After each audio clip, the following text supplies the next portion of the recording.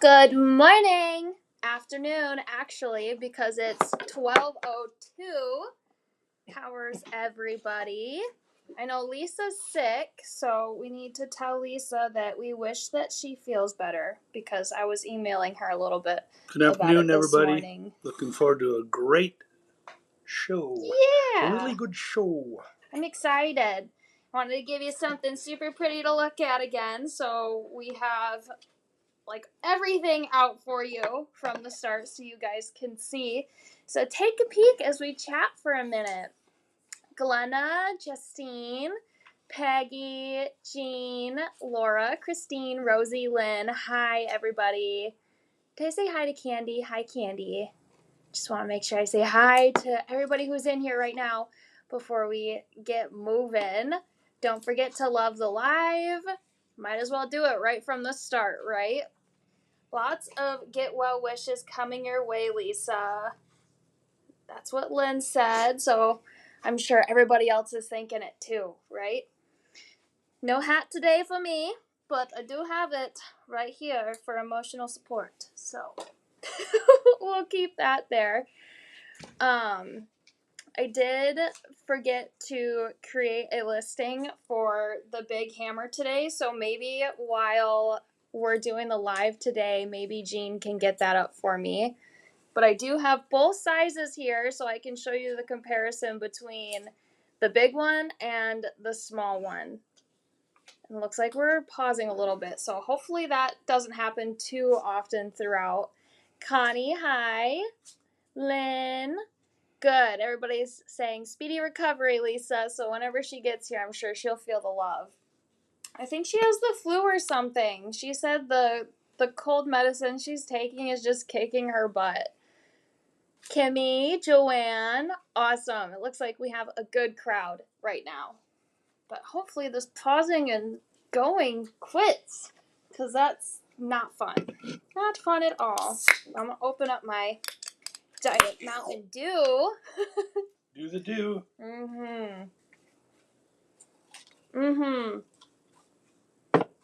Hi, Lisa.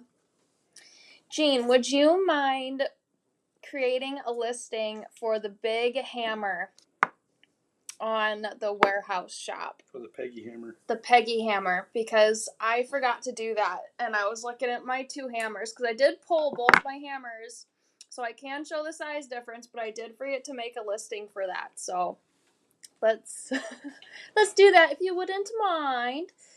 Ooh, leaves are starting to fall. Black walnuts are falling too. Ooh, we're getting into my favorite season. I'm so excited for fall, you guys. And actually, this would be a perfect collection to start off your fall markets and things. I think it's super beautiful and very fall oriented. So, let me make sure that I have my... Hi, Lisa. You do that every time.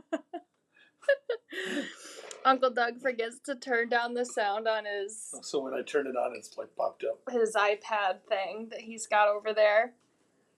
I also put my hair up today, you guys. The large hammer. Okay, we're going to do that as a bundle. So we'll do the large hammer next week then. That's fine. That's not a big deal. But I will show you guys the size difference today. So not a biggie. Not a biggie at all. Fall is my favorite time of year. Spring is second, said Karen. Fall's my favorite, and then it's probably, even though I hate the cold, I really love the winter time. Spring is probably one of my least favorite, I would say. Spring or summer. Probably spring would probably be my least favorite, just because it's super, super rainy, it gets super muddy, it's not quite warm enough to wear shorts yet, and I can't walk barefoot outside to go let my dogs out, typically in the spring, so.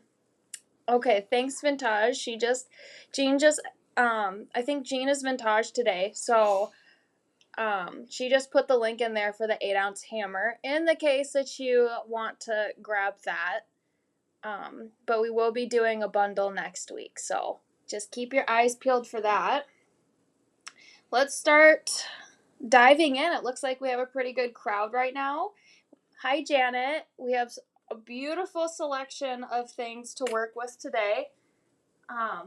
Also, a little tip and trick. So I started doing a little bit of organizing today. And Corian, my little brother, he was a doll. I probably shouldn't call him a doll. Mm-hmm. But he found like an insane amount of like crystals and beads and things for me to use. And I'm just one of those people that I can't like work from bags, and I hate keeping a whole bunch of bags of things. And the things that they come in are like a paper wrap. Also hate using those. So I found these that I have. They're these like stackable little things. I'm sure you guys have seen them or you guys have used them. So you just like open one up and it's got, you know, whatever size or crystal you need. And then what I ended up doing, once I get this back on right, because I don't want to spill these everywhere because that would stink. But what I do is I take whatever little clipping off my paper is, so I know like the size and the color and things like that, and I cut it out and then I tape it directly to the thing for each of them. So like flat back,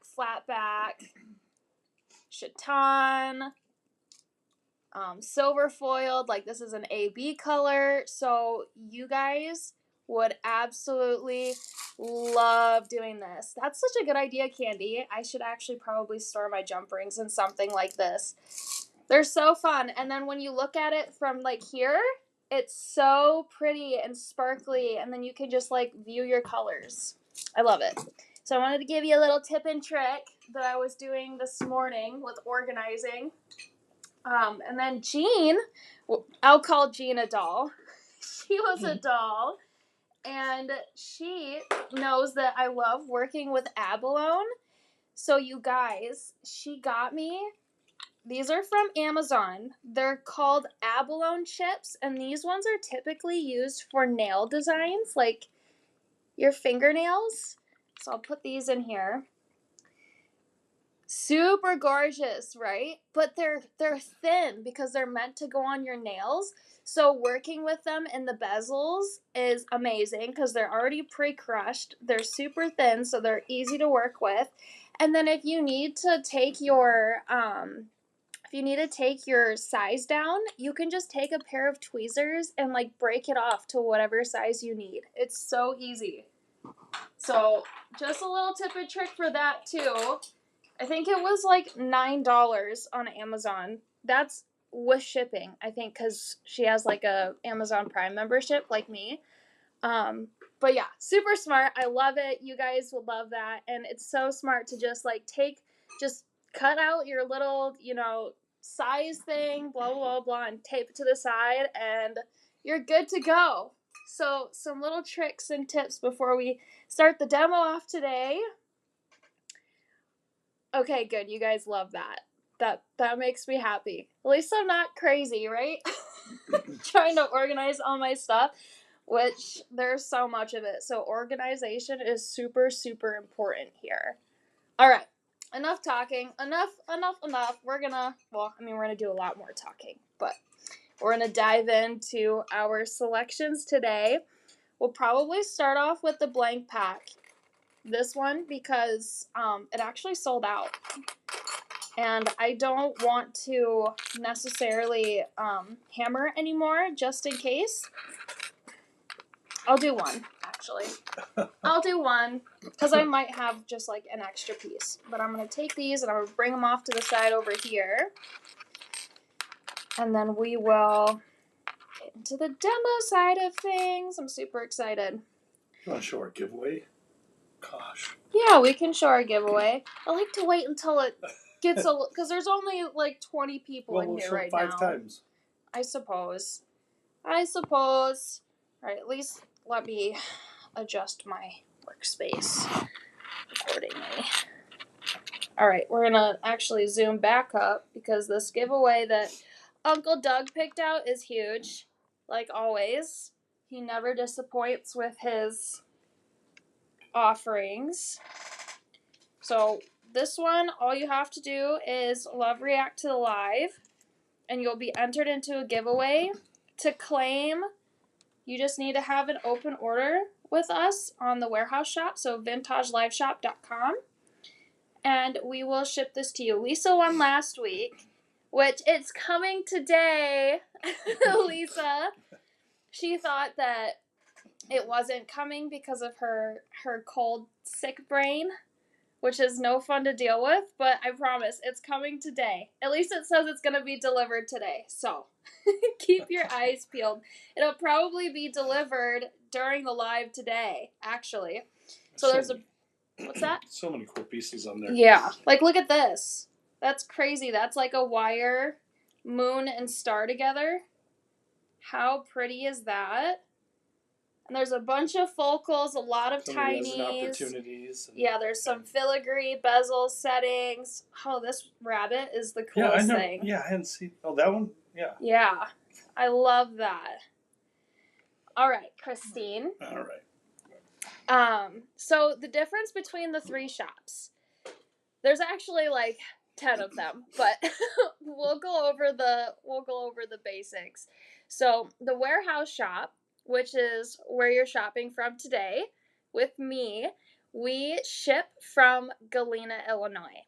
Okay, so we're a little bit different. We do the bulk kind of packs, like the bulk quantities, like you would see kind of like in wholesale, so on and so forth. The Idaho live shop, so the ID live shop, they ship from Idaho. So they're in a total different location. I mean, several states away. So combination shipping between us doesn't really work. So they have their own separate shop, and then they do their own lives, and they're more kit oriented. So you'll see a necklace, and then they'll put all the parts you need to make that necklace or bracelet or earrings together as a kit. So they're more kit oriented. I'm more like technique and bulk pack oriented. They do show a lot of good techniques with them too. And then we have our retail site, which is, our retail prices. So Idaho Live Shop and Warehouse Live Shop are extremely discounted from the retail site, if that makes sense. So, and then we have our wholesale site too. So if you're a wholesale customer, you can shop from the wholesale site. But if you're a retail customer and don't have like a wholesale number, then you have to shop from the retail site. That's why we're offering the warehouse and the live shop from Idaho, so the retail ladies can get some really good deals as well. I hope that clarified. Should be 4, right? Yeah. 4 shops. 4. And then we have an Etsy shop too. And we also ship from Amazon and Walmart. I'm trying to think, is there any more? I'm looking at my little tabs up here. So retail, wholesale, warehouse, Idaho, Etsy, Amazon, Walmart, and we did some with Fair too. We went live in the wrong event, so if you're wondering why the title doesn't match, that is why. Corian is presenting, not Ainsley, today. Oh, there was only one event that popped up, and it looked like mine because it had the picture on it, so sorry. Most of your product shows up between you. Yeah, between those 4 sites. It's everything. And the warehouse itself is anything that's not, many times things that are not on those other 4. Right. Well, other than the site itself, warehouse itself. So we'll have some like specialty items that, we offer here on, the warehouse shop, but not on retail because they're either extremely limited quantities, right? Or it's just something that we didn't want to put out in our line quite yet. Yeah, I mean, that's a good point to say the warehouse is really for things that aren't available anywhere else. A lot of the things that we show. Yeah. And yes, Lisa, Idaho used to do scoop lots and we used to do scoop lots. So we're kind of like laying off on that a little bit. Sometimes we'll go really heavy into the scoop lots and then we'll lay off for a little bit until you guys are ready to replenish. The audience wasn't that excited about the scoop lots the last couple times we did it, so we pulled back. Which it's crazy. Yeah. It's not crazy though, because there's so much that comes in the scoop lots. So honestly, it doesn't surprise me that, it's kind of, they're lasting a long time. Yeah. Okay. You keep us busy. You guys keep us busy. All right. Here we go. Let me know if you have any other questions, and we'll get to them as we can. So you're gonna need a hammer and your steel bench block, and then I have this rubber dampening block underneath so it doesn't, mess up my background here, and it doesn't kind of chip into the wood table that we have. So you'll want that, and then I'm going to show you the difference between the two hammers here. I am going to be using the big hammer today. My scoop lots would be my own personal treasure hunt. That makes sense. That's true, yeah. You find some really crazy goodies in there. All right. So this is the big hammer. This is our 8-ounce hammer. So, and then the one next to it is our 4-ounce. So I'll give you a top view between the two ball sizes here. And we're going to do a side view. Probably like that, because that big hammer is so much bigger. And it's twice the weight. And we'll do the top so you guys can see the surface area that it can cover. We'll go back to the side. So these are the two different ones. The 8-ounce is the one that I'm going to be using today. And then the 4-ounce is really good for smaller pieces, but we're going to be doing a lot of hammering, so we're going to use the big one today. Unless I find the need to use the small one. Peggy, do you see bacon with our beautiful blank here? I'm going to pop this up as a cart number just to make sure that I keep everything in line and I know which items I did go through. So this is the blank pack, cart 100. It's sold out. I'll see if I can make a smaller pack after the fact, but I can never promise that because I don't know if I'll be able to. The Pegster, yeah, we should nickname it the Pegster. I'm gonna put Peggy's name like right here for good luck. All right, I'm gonna take that down because we don't need that right now. So these are actually really cool. These are solid brass, so you can leave them as is. But if you want to do a hammer texture on these, it's going to take away the waved look. Okay, so if you want the hammer texture like we're doing now, then you can, do it. But you can leave them as is if you wanted to. If you painted the piece with copper, it would look like bacon. That's so true. All right, we're going to use the flat side of our hammer. We're just going to smush her down to make her flat. And I love the hammer marks that this gives. And then I flip it around to the back and hammer it down so it goes back flat. So here is our comparison. Before and after. And then I'm going to take the rounded side of my hammer because I do want to make some of those marks. And I should actually, I'm going to bring out the finished ones too. These are the finished ones with this really beautiful super tiny cup chain. There we go. I love these. Love, love, love, love, love. All right. Now we're going to use that rounded side. We're going to come in and make some nice marks.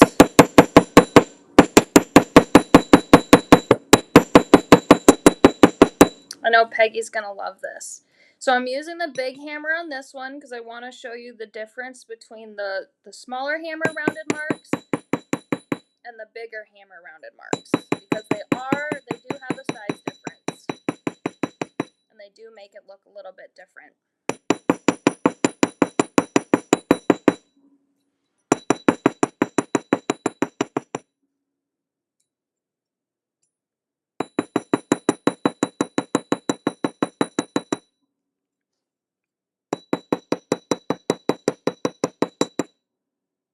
That's looking pretty good. I like to spin my piece while I'm working on it because the light reflection will show you where you need to hammer more or where you need to avoid hammering. So be like that. That's looking pretty good. I'm going to spin it this way and see if I see any more spots that need just a little bit of hammer. That's looking good to me. Oh, I know. These ones are crazy cool. Okay. There we go. So you can just barely see the hammer marks right now, but that's why we're going to add our paint. Don't forget, if you spend a minimum of $100, you're going to get something free today, or free in your order. So spend that money. Just kidding. But not really. I'm going to do some sienna brown on this one. On the other one, I did sepia brown, which is a little bit of a lighter, kind of more red toned. And then I added a little bit of that. There's I think it's barn red. No, that's not the right one. Brick red. So I used brick red and that sepia color with the original piece, but I'm going to use sienna with this one. So I'm going to grab a little mat here for painting. Zoom in nice and close. You can, if you want to, you can glue the back of these so they stay in the middle. I'm one that likes the danglies, so I never glue them. But if you want, you can definitely glue the backs of this cup chain down to the brass piece itself. Here we go. That's how they're meant to look. Shaking up your paints. Now running through my, oh, that's funny, Lisa. Aw, Cindy forgot her reading glasses. That's okay. Sienna brown. And I'm just going to come in just with some paint on here. And then I'll spread it around once I'm liking the amount that I have on there. So I'm going to spread it around with a silicone brush because the silicone brushes are really good for pushing paint around. The squint. You guys are funny. You guys are so funny. All right. We're going to move this around so it covers our brass drop that we're working with to achieve the look of the finished earrings. Make sure I have a majority of this. That's looking pretty good. The outside doesn't bother me too much if that doesn't get too much paint because I do end up reliefing it to give it this look over here. So I'm going to plug in my handy dandy heat tool. This thing has been amazing. So thanks again, Jean, for getting that for me. Ooh. There we go. Remember, you guys said this isn't too loud, so that's good. I am actually going to spread this a little bit more just because I took too long plugging this in. So everything kind of just molded back into the middle there. So I'm just going to spread it out just one more time before I take this heat gun to it.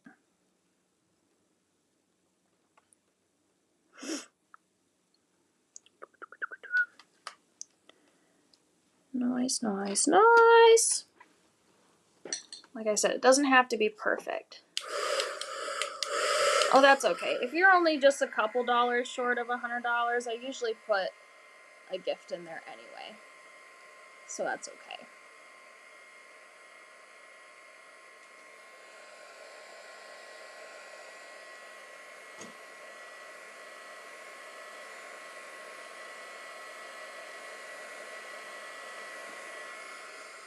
Alright. Looks like some of that paint moved over to the side, but that's okay because we're relieving anyway. Just as long as I have that base, we're going to be in good standing. So that should be dry. I do a little tap test to ensure that it's not too hot to be picked up. And with pieces like this, I like to just set it down on my relief block and just like that.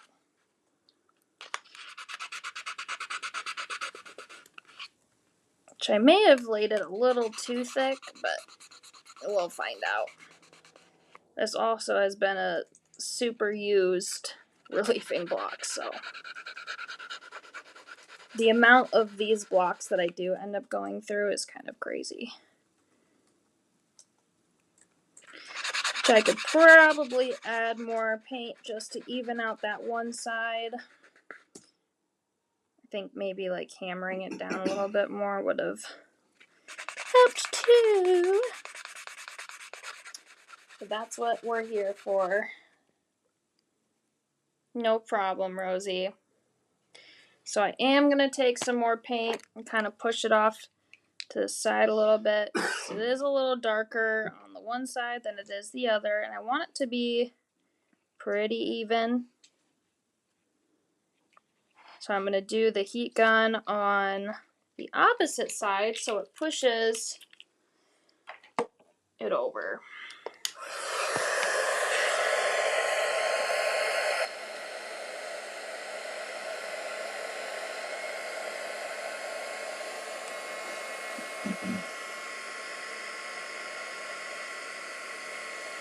What are your guys' weekend plans? I'm curious. We have Ian's family reunion on Sunday. So that should be super fun. I think the last time our family did like a reunion, I think it was when Mackie and Scott first came to visit Galena with Mo, and that was, I mean, gee. Well, how many years Mo was ago? like 2, I think. Yeah, and she's what now? It's gotta be 3 or 4 years. Oh, it's definitely gotta be like 4 or 5, because that's when I was with a freaking not cool dude. I remember that. No, because Ian was there too. I think we did one more recent, because I know Ian had met Mackie. And Ian and I will be 5 years in March. That's crazy. Crazy how time flies. Alright, let me see if this other reliefing block will do the job for me. Which this just seems like an easier way to do reliefing anyway. Is just to set the block down and then move your piece over top of it. Need a better grit.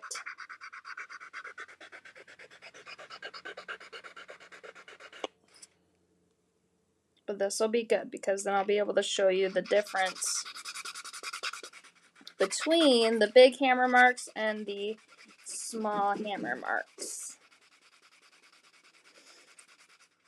Oh, a heat advisory. It was hot between buildings today. Was it? Yeah. Alright, if this grit isn't going to do it, I'm going to open up my new box that I have right next to me. I grabbed one just in case. Spoiled. Yeah, I know. Just grab one out of I'm going to grab. Out of the pile. Right next to me. Are these both dead? Just throw away. Yeah. So, open. You guys can see me do an unboxing. An unboxing video. Oh, it's so exciting. It comes with this cute box. I love it. And you just fold it over and it slides out so nicely. It's got all these directions. Yeah, it even has directions, instructions. Got a picture of it on the outside. I wish it did actually. I wish the packaging said what the... Because it has like the medium, fine, and they also put a harder protective grit. cover over it. Yeah. I'll pull that out. So there's 2 dark gray sides. Those are the most grit. This one's like a fine grit, and this is like more of like a smoothing, polishing grit. Let's see what this puppy does. That's an international. I gotta get out. Okay. That's fine. Uncle Doug's gonna go do some shipping. I can't believe how much shipping is, you guys. We had to do a rush order, and it was, it needed to get to them the next day, right? And it's like 4:00 in the afternoon, and I run to FedEx in Dubuque, and it was $137 to ship a package that was like this big next day. Crazy! Are you kidding me? What the heck? I was talking to Ian about it, and he said that he would have to ship paperwork for like when he was selling Harleys and things, and it would cost like that much just to ship papers overnight. Like, what the heck, dude? What the stinking heck? Alright, this is probably the best that we're gonna get right now. You can see the bigger hammer marks versus the smaller hammer marks, which is crazy. I don't know why this is acting so different than the smaller ones, but I think maybe I just pulled a little too much paint on there.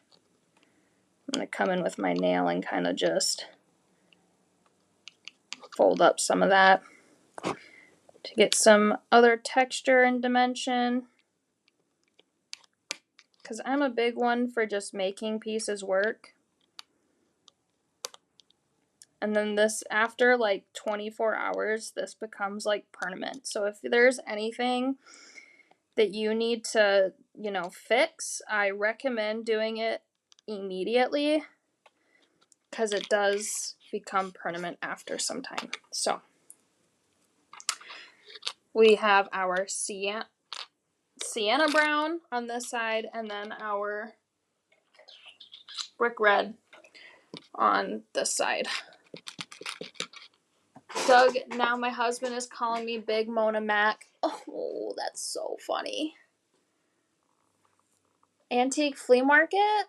Ooh, that sounds fun. All right.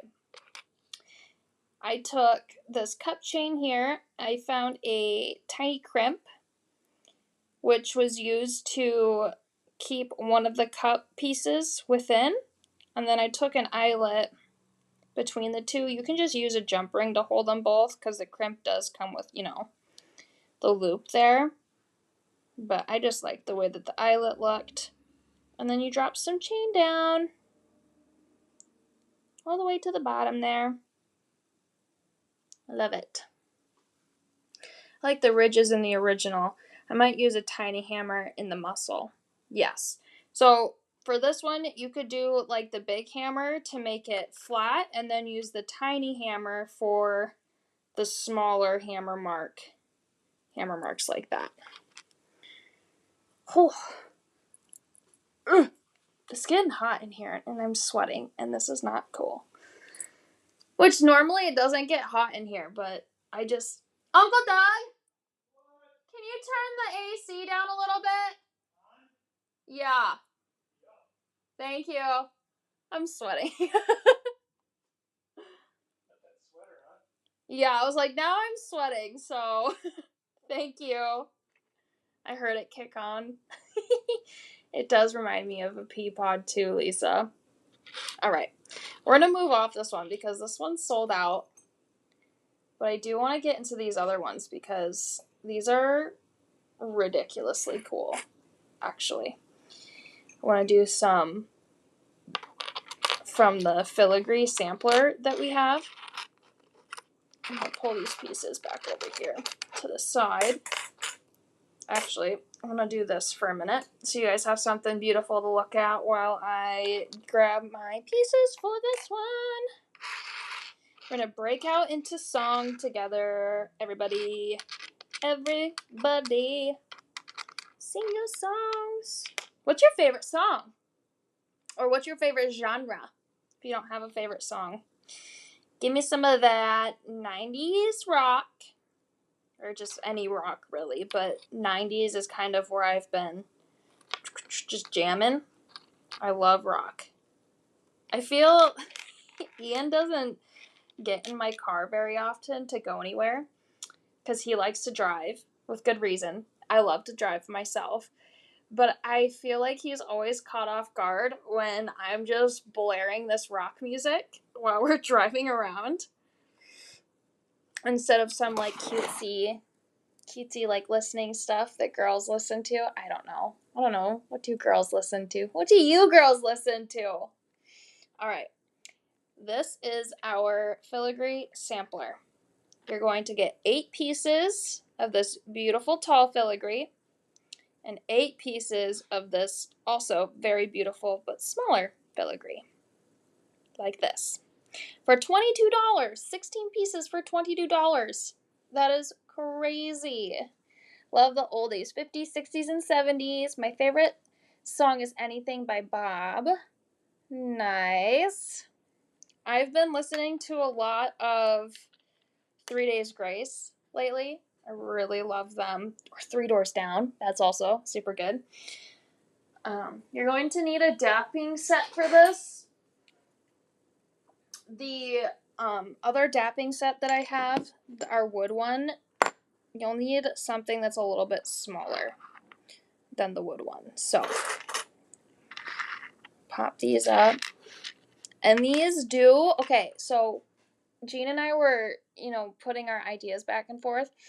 These actually fit a 12 millimeter Rivoli. What the heck? So just another way of wrapping your 12 millimeter Rivolis. I'll give you a close-up of the earrings here. How pretty are those in the light? So this is using the virtual light color. And then I'm going to use one of the other crystals. I'm probably going to do the sapphire that comes in the crystal pack. One of the crystal pack. I mean, there's only one crystal pack. And then there's a bead pack, which is also super cool. But I'm going to use sapphire this time because sapphire is absolutely stunning. And I need to use probably this hole. I always measure it up to see kind of where my dap is going to be set in. I'm liking that one. And then I'm going to probably use my big hammer for this one, actually. Where's my big hammer? Big hammer and my little rounded tool. Stevie Ray. Old music, rock, blues, pop, some country. Loving it, loving it. I'm a big music person. I can't be driving without music. And if you catch me driving without music, I'm probably in a terrible mood. Or I've been super, super busy and I just didn't even think about putting music on. That has happened. And I'm like, why didn't I play music on my way home? But sometimes that happens. Alright, I'm going to pull us up just for a second here. There we go.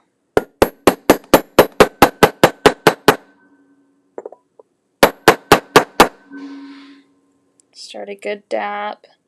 Looks like I need to go a little bit bigger and a little bit deeper of a dap. So I'm going to move it up.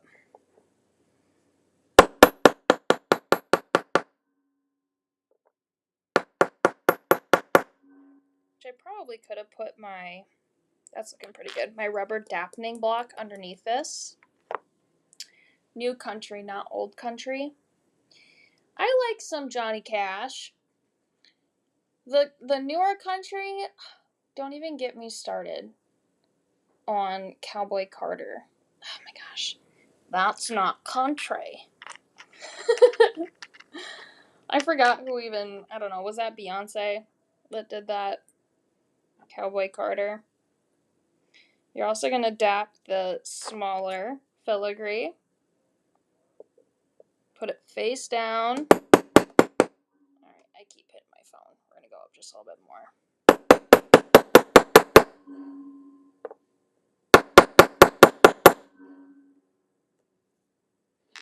It's looking okay. Ooh, you sang in a jazz group, Monica? That's awesome. Getting back to the nice close view that we love working with. Put this back over here. Trying to stay a little bit organized while I'm working on this here. Grab your chain nose, by the way, ladies. Our chain nose pliers, I believe, are out of stock now. These will not be restocked until sometime in September. So, just want to give you a heads up. Our supplier needed a new supplier, which needed new branding and, well, updated branding or whatever else approved and so on and so forth, but they will be back in September in the case that you need one. So just a little heads up, heads up. Alright. Going to take my Sapphire Rivoli. How beautiful. Ooh, you love Beatles? Nice. Hank Williams. Love it. You need to send me some singing videos, Monica. I need to hear your voice. I love stuff like that. I'm going to place this other one on the back just to see if I need to dap it anymore or if I'm looking pretty good. Which it looks like I'm looking pretty good, actually. So I'm going to take my Rivoli out for a second. I'm going to take this piece here, this nice arrow, and I'm going to stick that through the hole, and I'm going to twist it straight. So it ends up coming out the other side like that. Okay. Okie dokie. And then I'm going to re-put my Rivoli in there. Get it nice and even. And then I'm going to fold this other filigree kind of over top of it.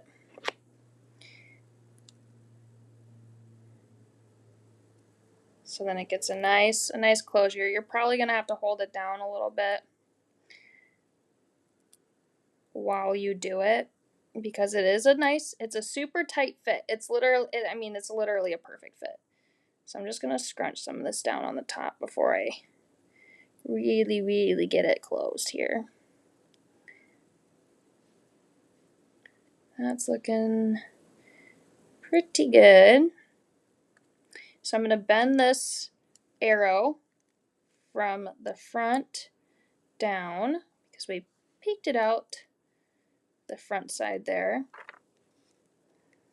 I need to bend it just a bit more.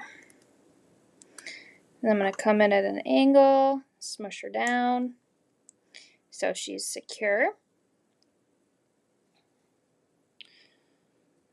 Me too, Candy. This is actually the same design that we use, I'm pretty sure, in our diffuser earrings. So these are also really great if you're into essential oils. Just take a little bit of bamboo felt and then put that inside, and then people can drop their essential oils on their earrings, and then every time they wave their head, they're going to smell like lemon or orange or, whatever oil that you're using or they're using. So you can most definitely use these as diffuser earrings too, which honestly I probably should have put a picture of those in there with that because I forgot to do that. Alright, I'm going to grab my other chain nose here while I have this secure. I'm going to fold, at least try to keep her closed as much as I can. Actually, that might not work with me holding both pliers like that.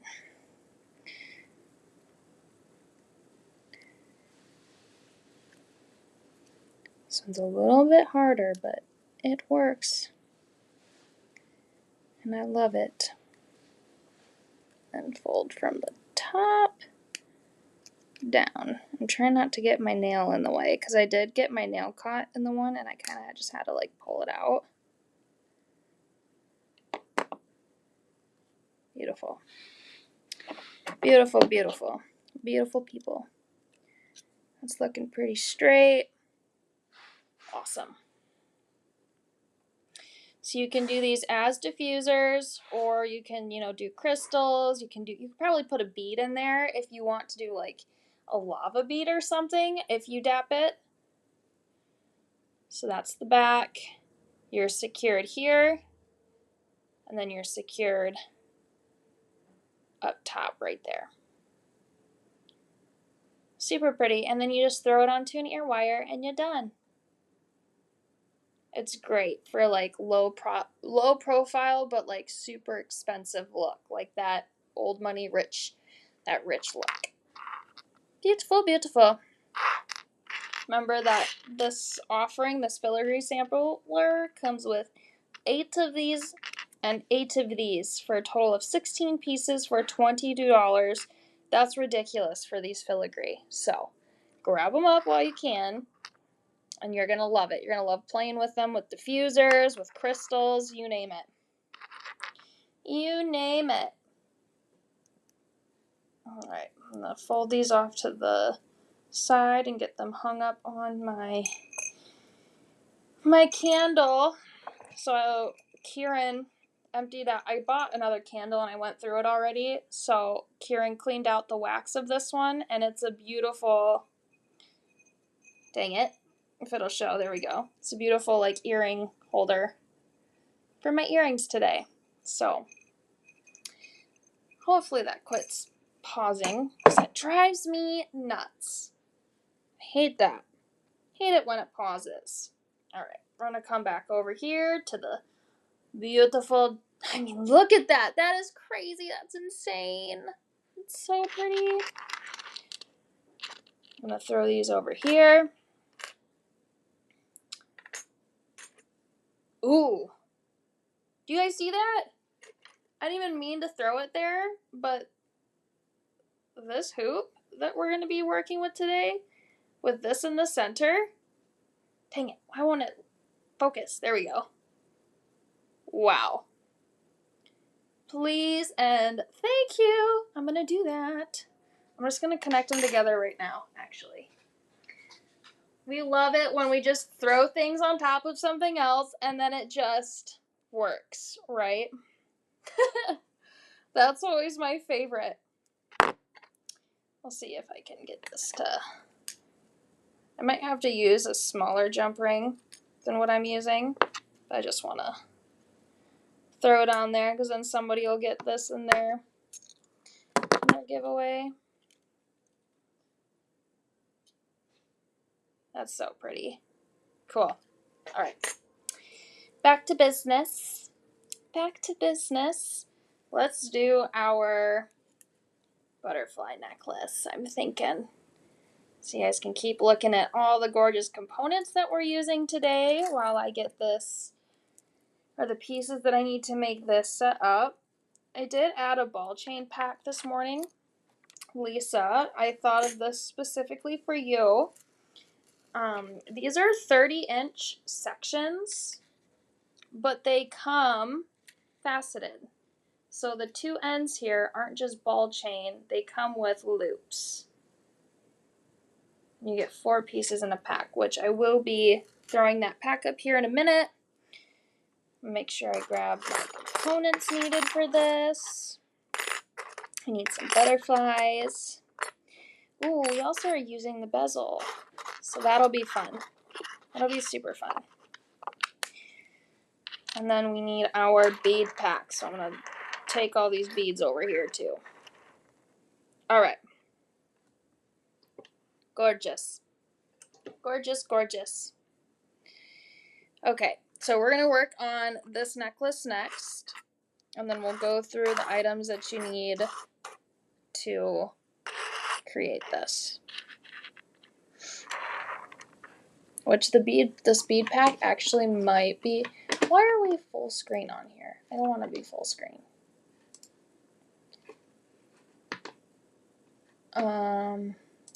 There we go. Okay.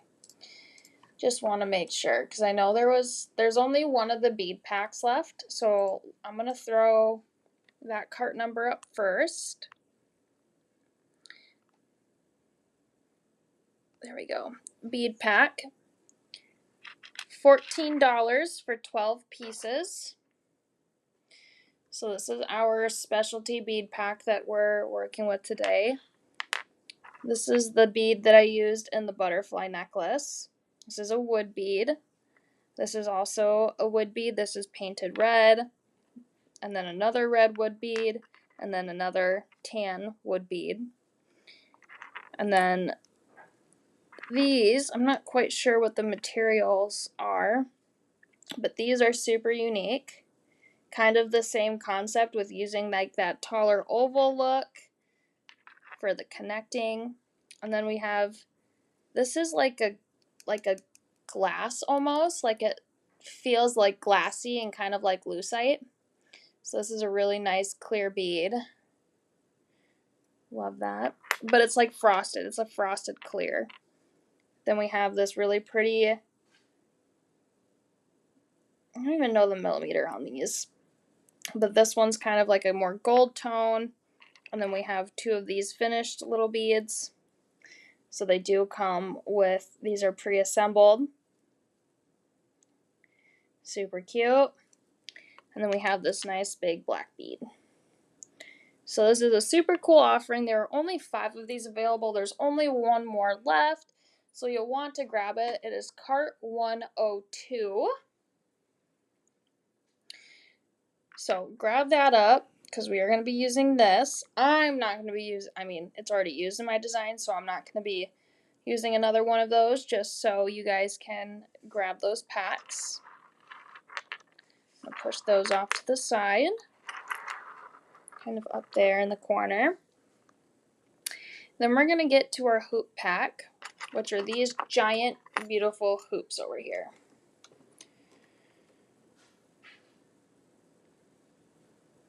There we go.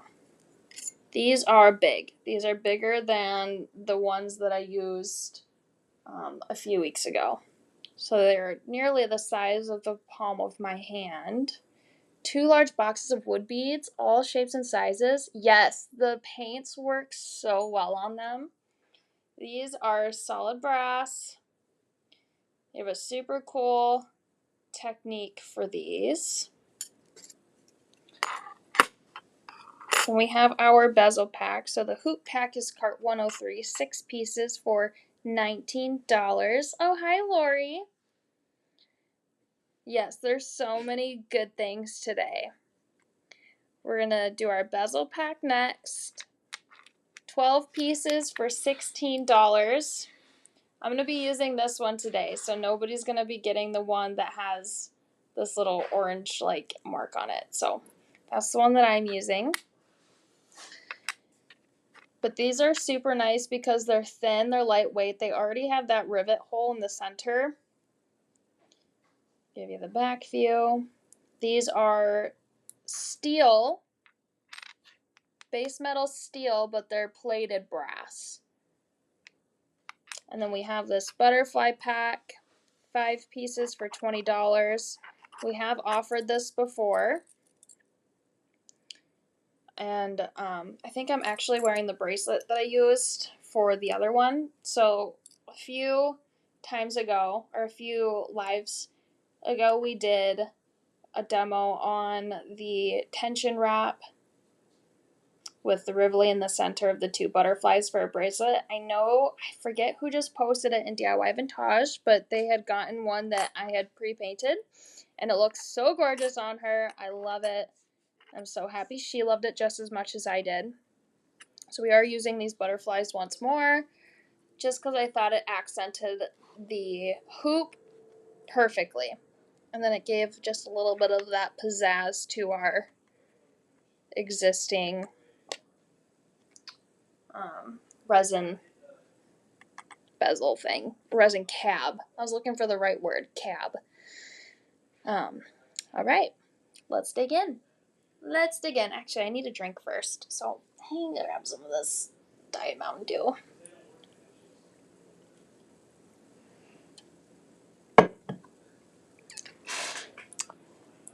Is that a Bernie's? Lori? I can just barely see your profile picture. What kind of dog do you have? Bernese Mountain Dogs are freaking huge. And I know somebody with 2 of them. And she used to do breeding, which absolutely insane. Because those dogs are huge and they grow so fast. Which one of these do I want? Maybe I'll use... I'm going to use one that somebody else probably won't want. I'm going to use this one. We're going to use that one. Hammer time. Hammer time. I'm probably going to use the big hammer for this one. So I think that's what I used for this other one, because the hammer marks are a bit bigger on the example that I have for you guys today.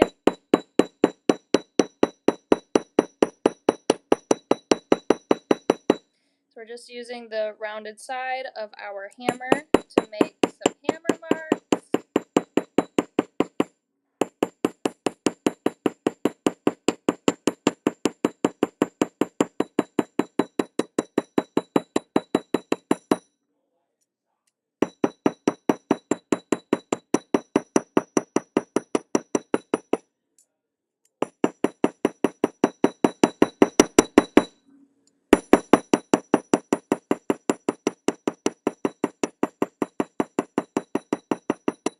This is a lot of hammering, Peggy. I'm sure you're just going to be absolutely in love right now. Is that too loud for you guys? Oh, it's a Cocker Spaniel? Okay. He looks massive in your profile picture. That's why I was like, is that a Bernie's? Because he looks huge. But I can only see his head. I can't see his body. Maybe I wish I could, like, turn down the sound a little bit.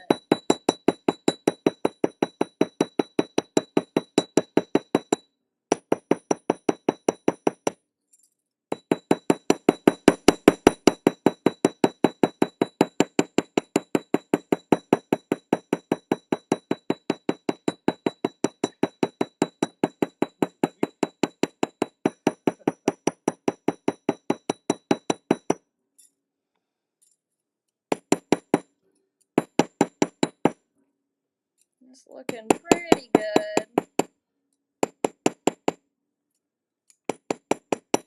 I mean, making hammer marks with this big hammer is literally effortless. Because you don't have to swing you just let it fall. You, like, pick it up and let it fall, and it just creates these beautiful hammer marks. Just because of the sheer weight of the hammer itself.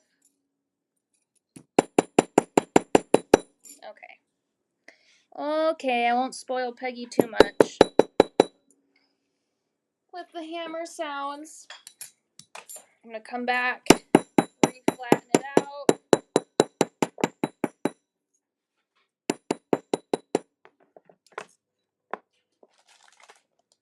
Pretty good. I'm going to take my relief block here. Probably going to use the top side because we want to get rid of this beautiful vintage logo. I'm going to make it all dirty. No. I know. So there's a couple very happy customers from France. I was able to get that out. Awesome. Yeah. We've gotten a lot of, I didn't want to let that wait for the weekend. That's not a good thing. No, we've gotten a lot of good reviews on our shipping on Etsy too. They're like, shipping was so fast. It's because we just ship it like the same day almost. We try if we can, or the next morning something. Yeah, like just depends on when they order. Ooh, this is looking good.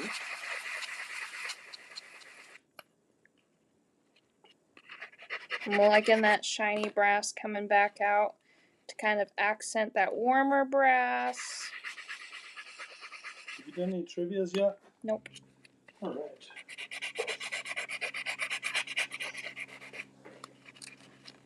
That's nice. That's looking pretty good. Maybe just a little bit.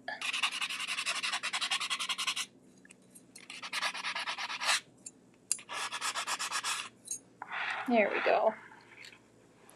That's looking good. For this one, it was the same thing, using the bigger hammer. So this was the one that I started on, and then I moved to just normal brass.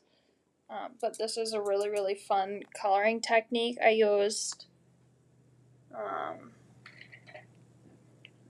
metallic green,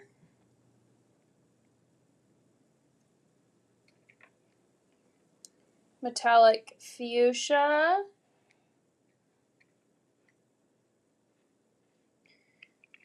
and our blue-violet color shift for these three colors. This is like a really pretty raku technique. So to achieve these colors together, use these paints: blue-violet color shift, metallic fuchsia, and metallic green. For those, then we need to grab our bezel. Corey, are you the one that kicks on YouTube? Or does Gene do that? Do what? How does the YouTube get originated? Is it from here or from Gene? Probably from here. I don't know if you want to take a peek at that, if you're able. For comments? No, it's not. I don't see it. It'd be in Ainsley's, probably.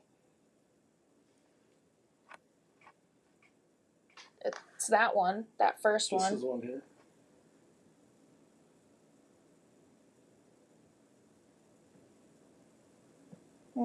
It's probably because we're in Ainsley's event. Okay.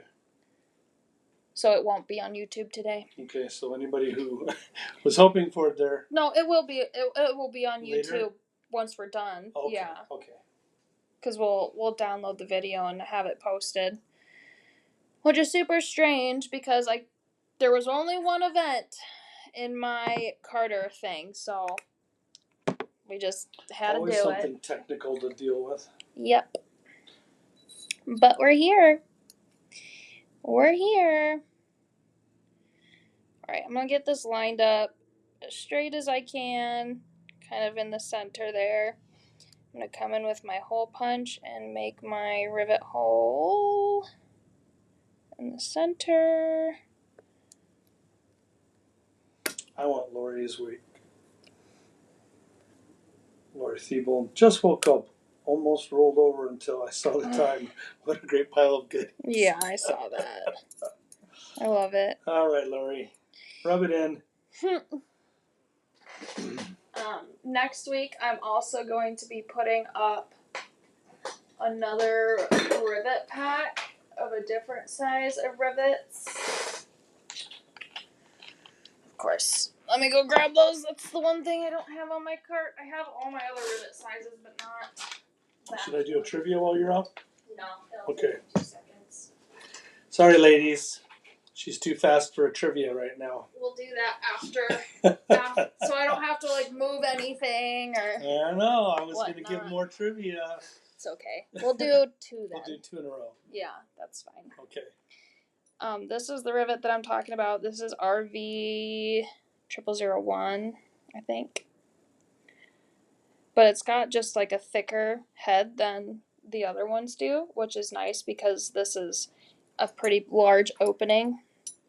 And then I'm going to take my bead awl here and extend the hole that we have punched.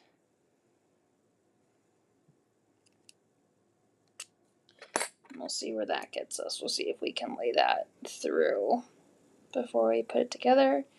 Looks good. So I'm going to put my rivet on, or my bezel on my rivet first. And then I'm going to put my hoop on next. And then you have just enough room here to hammer that down. I'm going to use my smaller hammer for this because it's just a small little rivet piece. And I'm going to start with the flat side here.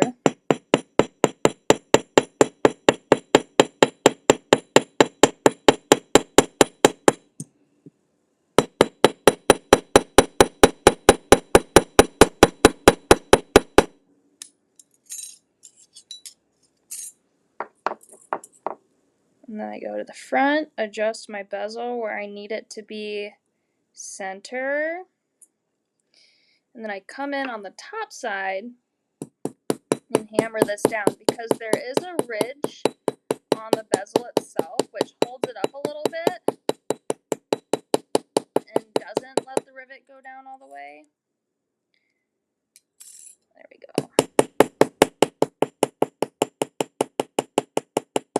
Really flatten that out. So our bezel here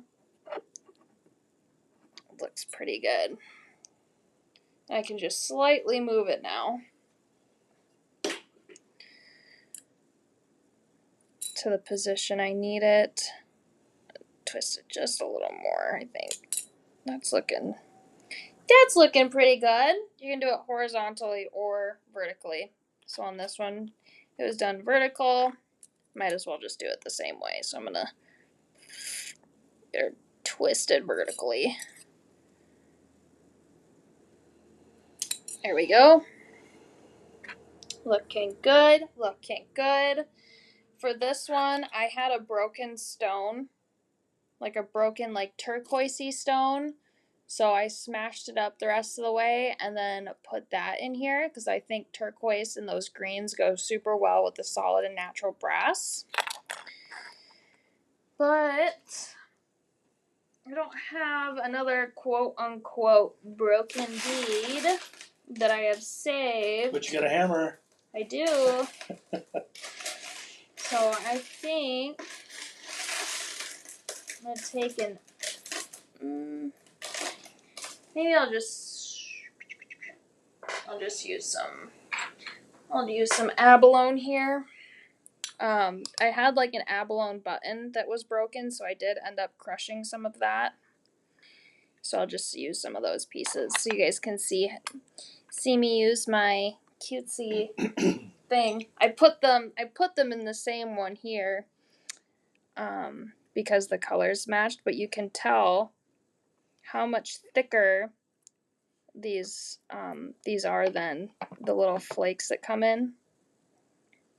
So that's the flake from the nail abalone. This is the broken chunk from the abalone button that I had. So pretty big difference between the thickness. Okay, I will use those then, Peggy. I'll show you how beautiful and easy they are to use. So I'm going to break this off there. Throw that on. It's a little weird piece there, so I'm going to break that off. My tweezers.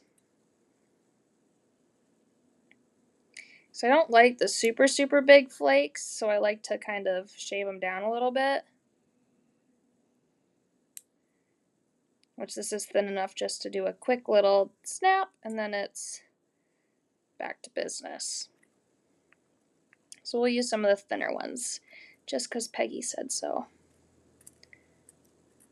You want to pick up this one. I'm going to break that just a little bit.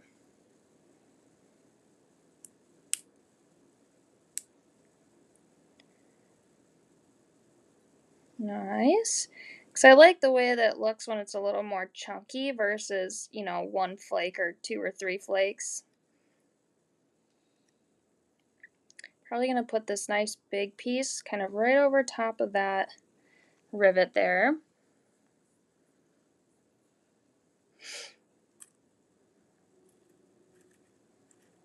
How fun is this just to kind of peek through and pull little pieces out. This is like a clump of them together, so maybe I can, there we go, pull that clump apart.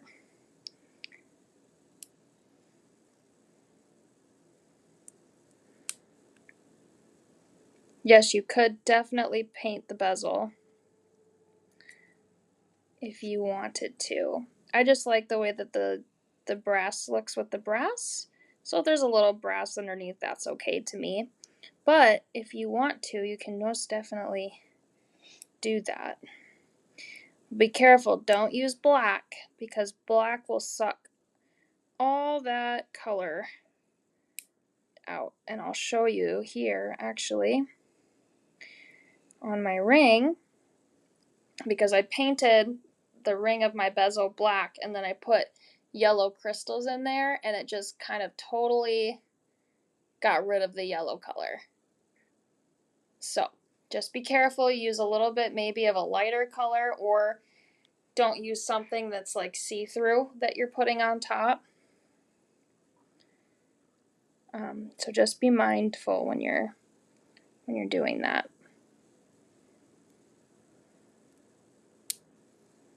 Can you guys hear the little abalone chips? Click, click. Yeah. Sounds like you're clipping your nails. Yeah, it does. Click. Pretty, pretty. Ooh, I don't need a whole lot more. So I think I'm just going to take like this little piece.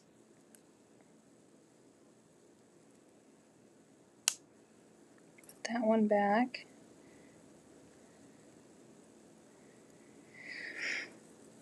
These are dangerous for me to work with because I'm pretty particular about the way things look. So I'll spend a lot of time kind of making it look how I want it to look.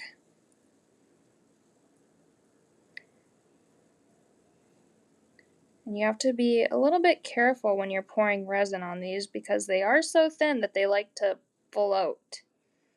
So you need to kind of like push them down in with the resin a little bit.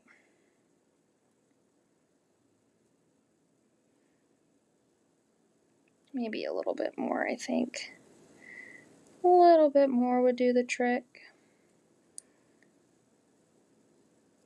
But that's not looking bad at all. You could layer different shades of shells. Okay. We'll do a little bit of pink too. Just because Monica said something. Because that is a really good idea. I didn't even think about like layering the flakes. I'll just do just a tiny bit of this pink flake here. Ah! Is that whole ponytail dropping in? No. I dropped a flake out of the... It kind of just like flicked out. I was like, nope, don't do that. Oh, that's not it. I'm not going to use that one. That one's just junky. Can you make them up even smaller? Yep. That's what the nail clipping sound was. Oh, okay. The little chip and chip. I like this one. I like this one. I like them all, but this one's really pretty.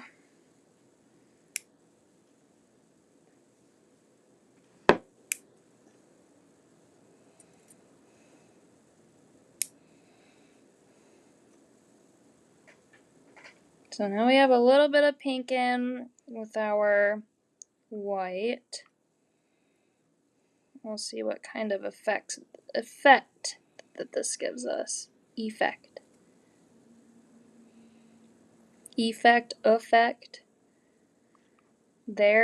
There.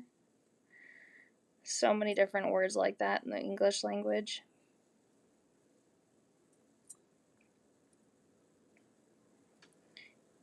This one chip is just not making me happy. We'll deal with that. Ah! No! No! I'm not gonna be able to pick it up now because it's so thin.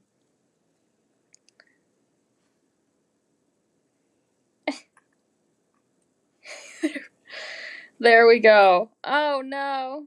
They're like fish in a barrel. Popping out. Okay. We're doing that. Resin can change the look. Yes.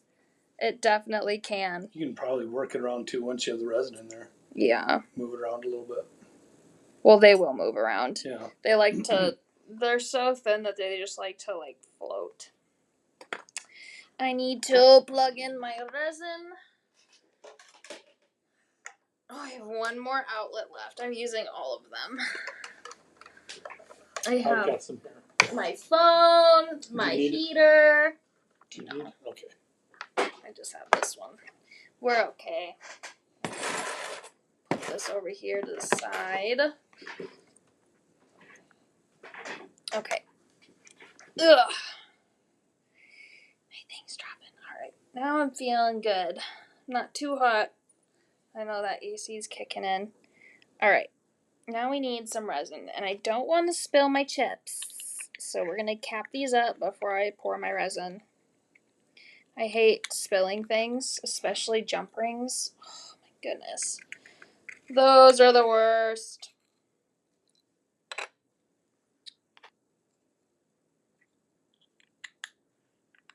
If some people did, we wouldn't have anything to complain about. If only some people would do things just because I say sometimes. Oh, you're funny. Same though. Like I told Ian 2 days ago, I said, you need to charge the lawnmower battery. Like, charge it. Because he's like, I can't cut the grass.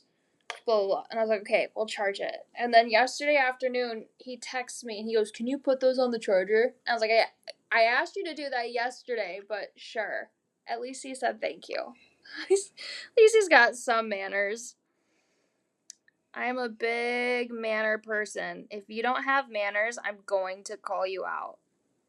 Well, that's kind of rude. No, I'm so serious. No, I'm just kidding. I will call you out. If someone doesn't say thank you, I say it for them. Loud enough so they can hear. You say you're welcome. They don't even do that. I don't even normally say you're welcome. But I always make sure that people say thank you. That's one of my biggest pet peeves is when somebody does not say thank you. And I intervene like, thank you? Do you know manners? It's the sin of ingratitude. Yes. They're from Amazon, Sherry. And these ones, you can, like, search abalone chips for nails. And these will probably come up. I'm going to need just a little bit more resin. This one's really pretty, you guys. This one might go to Monica if she's spent enough. Just because she told me to do the multi-layering chips here. But this one is really pretty. Make sure my resin's over my chips. So I know I look a little goofy right now, like this. But I'm literally like coming down eye level to kind of see if there's any chips that haven't been coated. So I'll push them down into the resin, and then I'll make sure that my resin's to my edges. That's looking good. Alright, we're gonna pop this back up so you guys can see my face. You guys can see my face. Alright. Let me grab my handy dandy tool here. I use this more than you guys know. So serious. Uncle Doug was so smart when he came up with this. I'm glad. I use it all the time. I'm glad that you like it. There we go. So I just popped that into my curing lamp. In the meantime, let's get our butterfly ready. Oh, actually, we can't quite do that yet because I do need to form it around here. So I'm going to bring the butterflies down. Maybe we'll do this lighter butterfly. The lighter brass butterfly with the lighter tones, like the pink and the white. That is looking gorgeous. Thanks, Monica. Gorgeous, gorgeous. Looks good with the different colors. I agree, Rosie. It really does.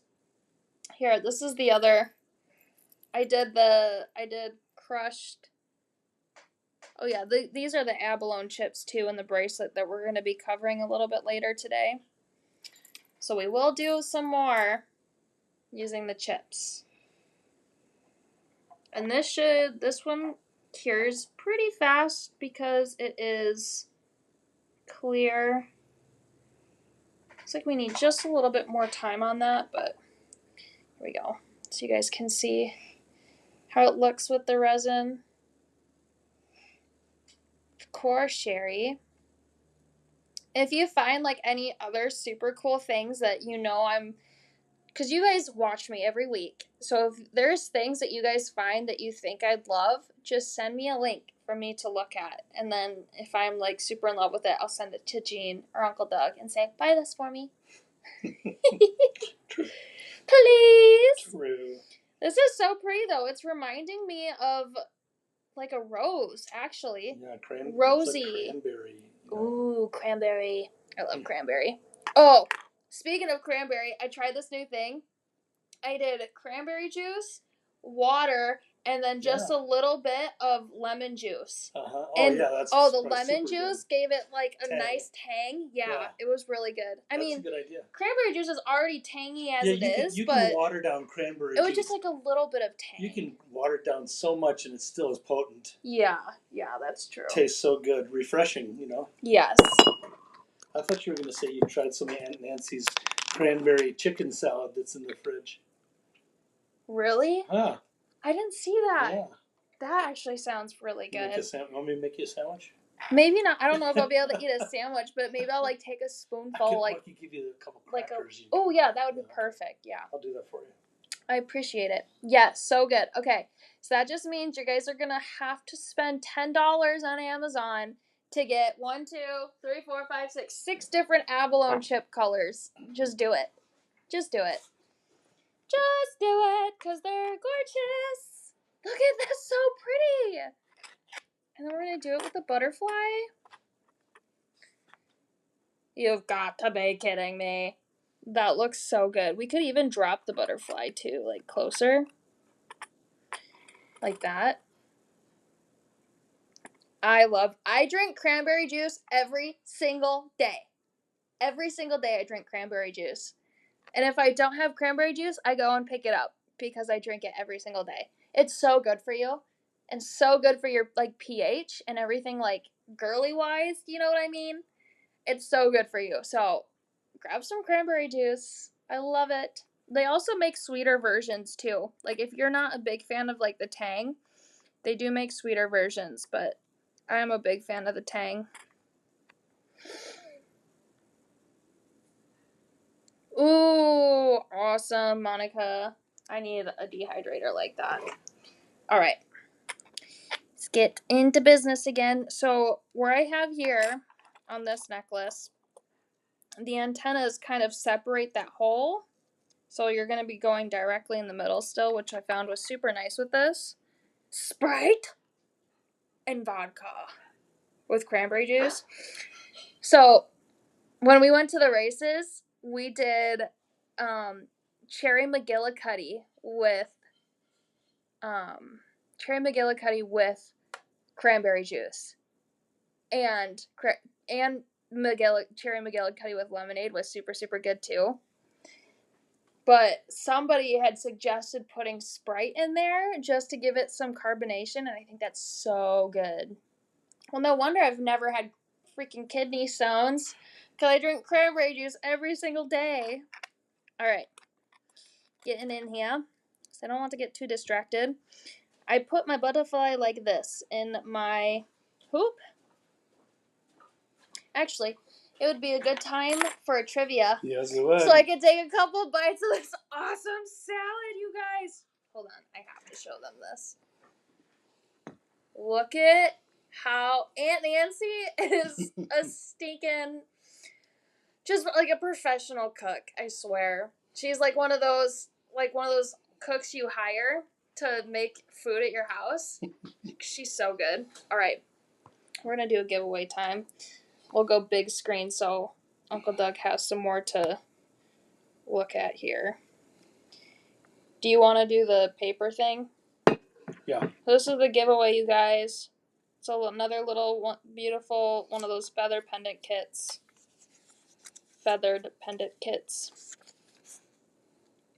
All right. It is amazing. I have yet to eat it, though. I already know it's amazing. You forgot to fold the... Oh, did you cover it? I don't know if I covered it. Will you watch that just in case? Yeah. I have like the last few, I think. No. Yeah. We gotta hear change We have up. to do a new one. Sorry, guys. Sorry. I didn't realize it wasn't folded. I forgot to fold them under. Okay. Why can't I switch my view back? Okay, well, I can switch it there. Okay. Give me a second. You don't get that one. Sorry. That one had the answer showing. Look at they already put it in there. Sorry, that one's not. Good job, Monica. Okay. I don't know why my other view won't work, but okay. Now we're going. Ooh, pomegranate juice! Deborah, that sounds so stinking good. I'm gonna have to... Actually, I need to screenshot that so I remember that. Which pink orange... Is that barrel? Barrel gem was named after a famous Gilded Age American banker. Alright. Which pink orange barrel gem was named after a famous Gilded Age American investment banker? Do you like this, maybe?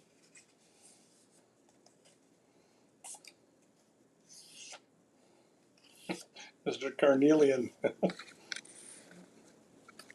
Monica. Her second answer. Oh, come on, where is everybody? Monica's kicking trash. She got the she got the first one. Yeah, Monica got it first. First one and the second one. You can only win one trivia alive. Just reminding you. So Monica, you're out now, girlfriend. Oh my goodness. This is gonna be a challenge for you. There we go. I was like, my view is not working. It drives me nuts. All right, good job, Monica. She won the giveaway for that one. And we'll get that shipped to you, dear. That's okay. I'm gonna set this on your chair. Yep, go ahead. Okay.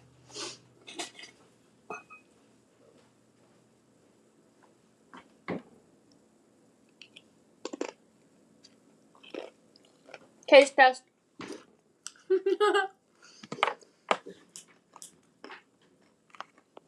That's really good. So good. What in the world, Aunt Nancy? She makes really good food, you guys. I need another bite. I can't leave with just one bite. I'm sorry, you guys. I just have to. Is it good? Yeah, it's really good. Mm-hmm. I'm like, I have to eat this all right now. But it's so good. Alright, one more. I can't help it. It's like crack. One more. I'm done. Shut up and go for a minute.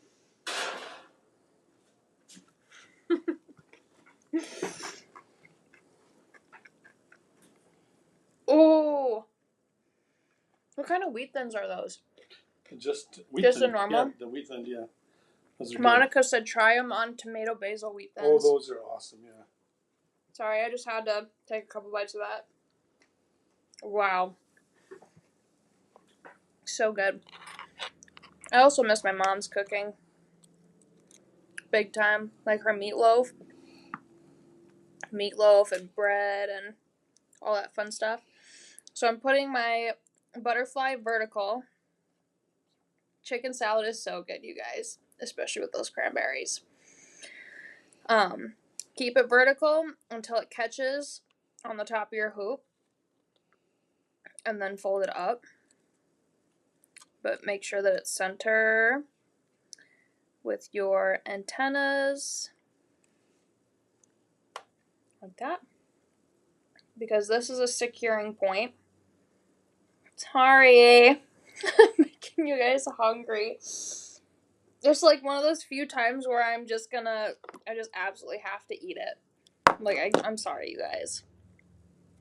While holding my butterfly in position,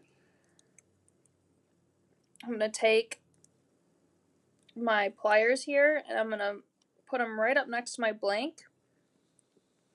Like that. So it kind of follows the curve. And I'm going to fold.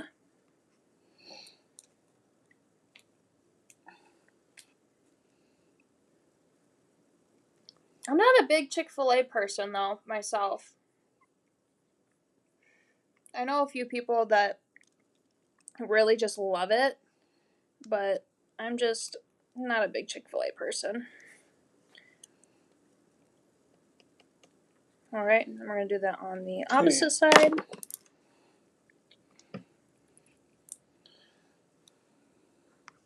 All right, we'll do that in a minute. Uncle Doug's got a doodle for you, Monica. Folded our wings over. That's not going anywhere. Soon. No, ever.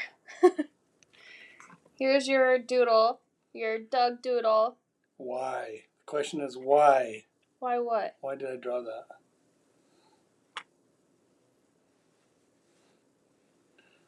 Is that a plane? Nope. Oh, that's terrible. Oh. I mean, I know, if that wasn't there, it would have been like a plane for me. Or like a wounded bird. Now there's something What do else. you guys think it is? That's funny. I know those are mountains. That's a sun and that's a star. Yep. Monica, tell us. Peggy's laughing. Monica probably knows. You guys. I'm gonna scrunch this down just a little bit more, but we're secure at this point. The plane just landed. Alaska. That's correct. Yes, Alaska. But why the? It's a sickle. Yeah, that's the hammer and sickle. Oh, that's funny. Because Monica knew. A half hour ago, isn't Putin there with Trump today, trying to negotiate a war-ending deal? Oh, really? Yeah, I think so. I'm not following. There's a summit in Alaska. Interesting. I didn't know that. Yes, yes. The symbol on the Russian flag, yes. Nice. All right. How beautiful is that, you guys? That's just stunning. I'm in love. That was such a good idea, Monica, with the combination between the two. I'm a big fan. All right. Now for these big beads, I took 2 smaller brass beads because the holes were pretty big on these, so your eye pin wouldn't quite work because it'll just, go right through. So I took 2 little metal beads on either side and then made my eye pin work. There you go. So that's also a little technique to use. You can use the smaller metal beads to accent it, but then it also functions because it's preventing your eye pin from going straight through the bead.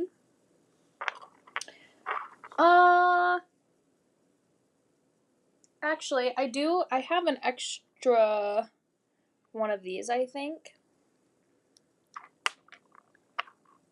So maybe I am going to do that. Let me grab 2 metal beads. They're right over here.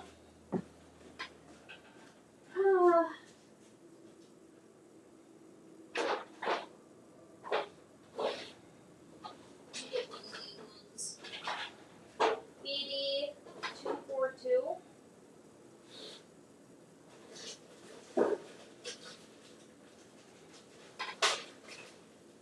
And BD 242, 244. So, let's see if these ones work. Me too. Yeah, you can definitely paint the wooden bead. So this is BD242, and then BD244 is this little bit of a bigger size. The 242, BD242 is the one that I used. So I'm going to put these other ones over here. I'm going to grab an eye pin from my, actually I used a head pin for this, guys. And I'll show you what I did. Which I think I'm also all out of my big ones. Jeez, Corian. I'm not even kidding, you guys. I seriously thought I had like everything today. I went over it, but I didn't plan on doing this one specifically, so that's probably why. So grab some HP3s. I'm gonna put those in my eye pin head pin tray. I love the bead too. All right, Debbie. Have a wonderful weekend. We love you. Okay. Just want to see if this is gonna work here and hold it. Yes, that will. Okay. Beautiful, beautiful. So what I'm gonna do is I'm gonna take, since this is a longer bead section, we're gonna take an HP3 and we're gonna cut the head.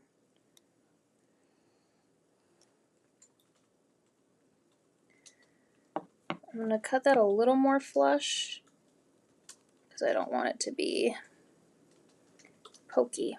There we go. Looking good. Grab your round nose pliers here and create a loop.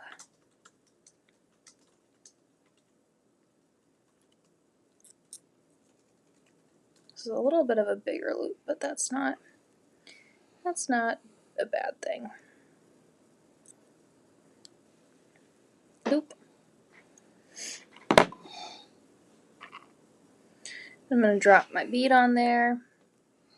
I'm going to drop my big bead on there. Actually, I need a smaller loop, sorry. I do need a small loop or else it won't work.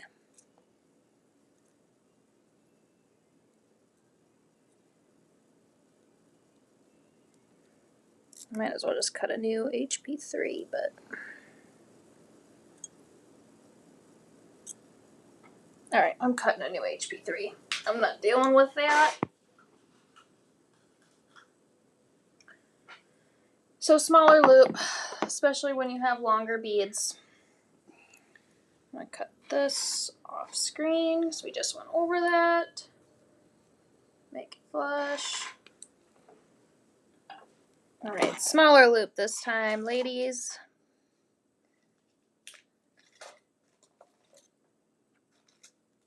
See if this one works.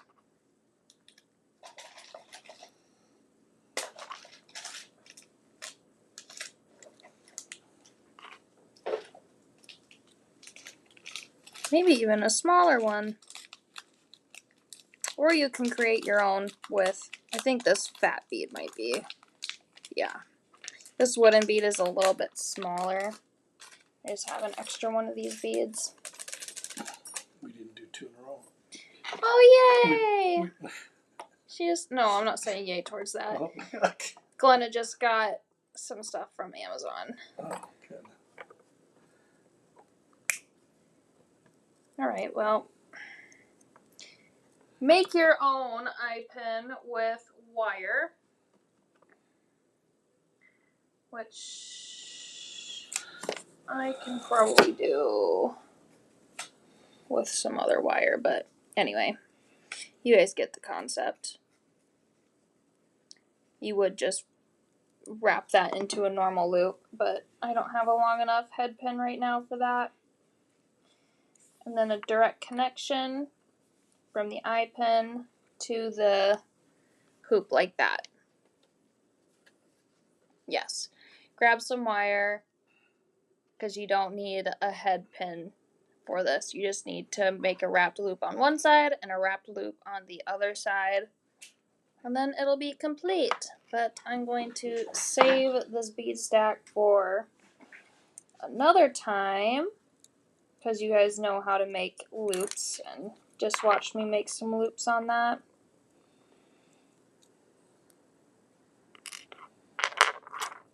But anyway, somebody will be receiving this in their $100 minimum order. So I'm excited. Probably Monica because she suggested it. I'll keep that in my books. Uncle Doug wants to show the loot. that to the side. Don't forget to love the live. This is our big giveaway. All you have to do is love react to the live. Might as well just go full screen here so we can really encompass how much we have on either side. Love react to the live to claim, have an open order with Vintage, and we will ship it to you for free. Love react to the live using that button. Already? Yep. Okay. Giveaway time. Which uncommon, colorless, or white borate mineral was named for the Swedish explorer who discovered it and not the city in Germany or a certain kind of meaty sandwich? That just seems confusing. This is like a Alex Trebek Jeopardy.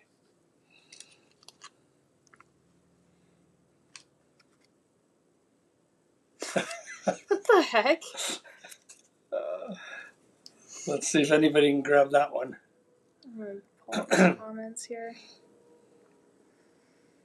Alright, trivia. Nope. Not schnitzel. Schnitzel. Nope, not quartz.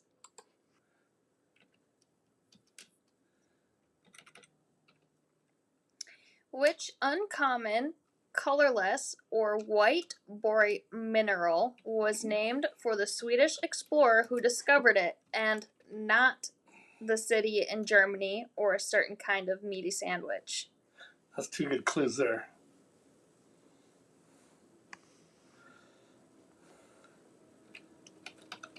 Not topaz. Bye, Candy. We'll see you later. Not Reuben. Not Zycron or Zircon. Oh, Renee! Joanne came right after Renee, but Renee got it. Good job, Renee. That was really close between you and Joanne. You had just barely beat her. Good job, Renee. So this one is going to Renee. Love it. Good job. That was a good one. All right. Beautiful, beautiful. So we just finished up this demo.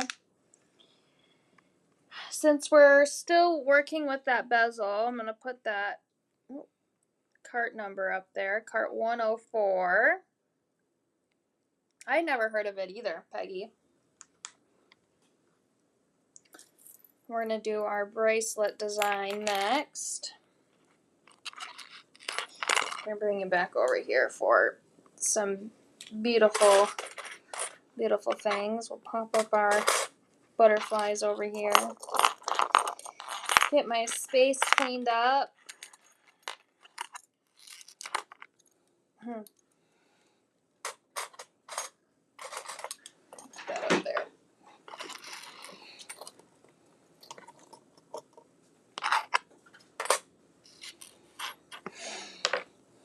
This is your Doug Doodle. Renee. Okay, now I'm back. And we're going to do a bracelet. I need some of these. Some of these. And then the bezel. I guess I'll use one more. Actually, no, we already just showed that technique, so we won't do that. And then our dream tag. Bring over a couple of those. Joanne got the bomb. Yes, yes. All right. I'm probably move this up over here a little Okay, bit. Renee's the bomb. The bomb. Boom. Nice, nice, nice, nice, nice. All right, so this is a bracelet that we're working with today. Remember, we show a look of what everything looks like at the end, just in case you're curious, but I love this and I adore it. I think it's absolutely stunning. We do happen to have paint on our silver-plated blanks, which comes in a 12 pack, so you get 12 pieces for $18. Super beautiful hammered sterling silver plated brass based blank. Loving the texture. It's so pretty with paint over it too. So we're going to take a little bit of this olive green.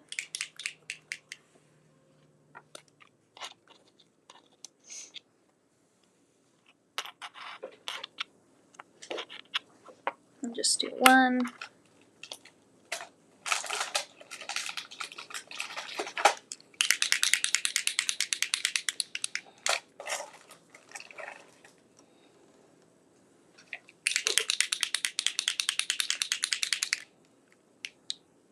Olive green.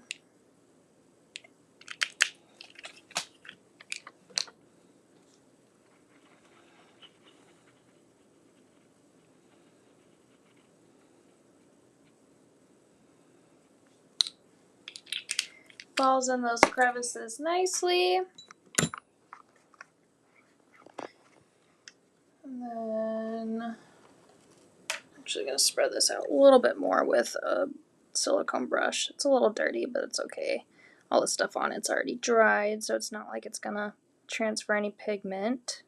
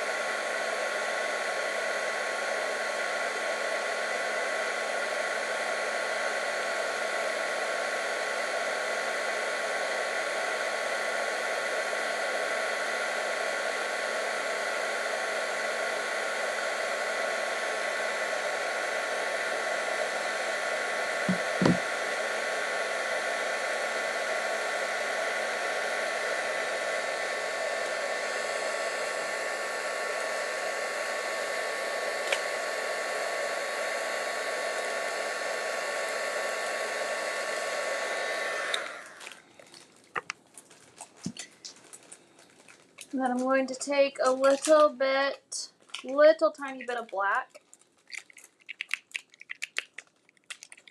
And when I mean little bit, I mean little bit. Got my paper towel here.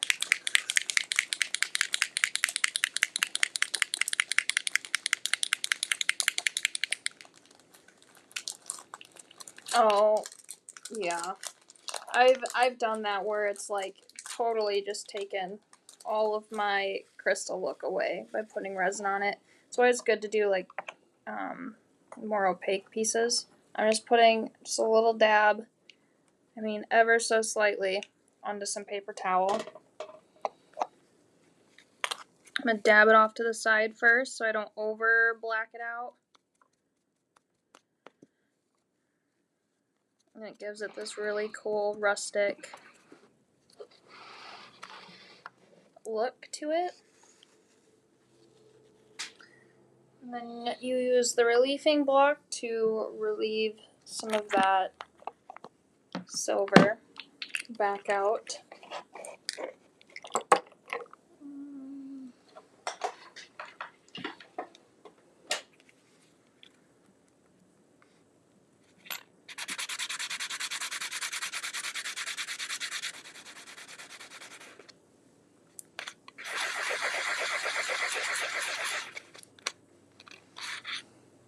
It's looking good. I also took my dream charm and did the same thing. I just took it on the block like this to get like that circle halo of that lighter brass around the edge. And then I took, you don't have to do this, but I liked the way that it looked without the loop, so I actually clipped the loop,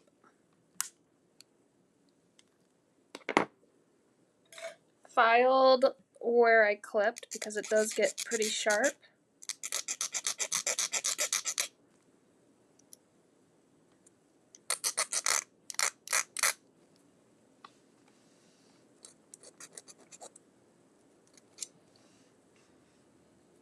That's nice and smooth. And then I took my hole punch and just created a hole within the circle.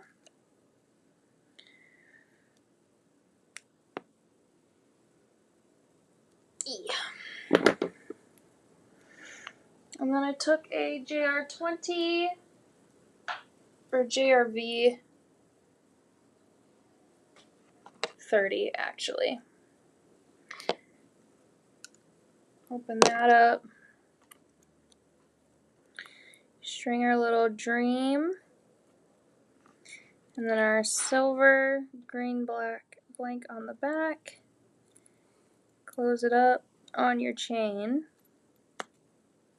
But they're cute little charmy charms, and I did that 8 times, which was fun to be able to create, this stuff on the outside. And then for the inside, I used this blank pack, so 16 pieces for $18. This is solid brass. It is a bracelet connector, like blank. So it's perfect for bracelets. Oh. I took the same bezel that we were using earlier, and we put it right in the center there, horizontally. If you were to do it vertically, it'd work too, if you liked it vertical, but I liked it horizontal. I might as well do some abalone with this too, because I want to try maybe the purple abalone next. So I set my rivet on like this, or my bezel. Make sure that it's pretty center. I don't get too perfect on it, but as long as your eyes can't tell, then that's the important part to me.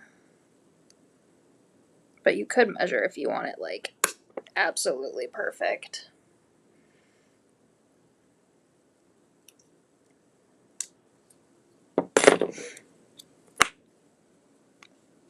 Beautiful, beautiful.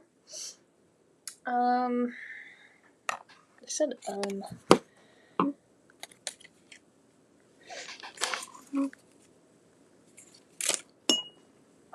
grab your block.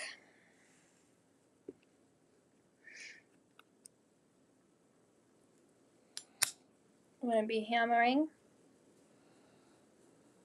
I'm going to use the smaller hammer for this one. Rounded edge. Lots of hammering today, guys.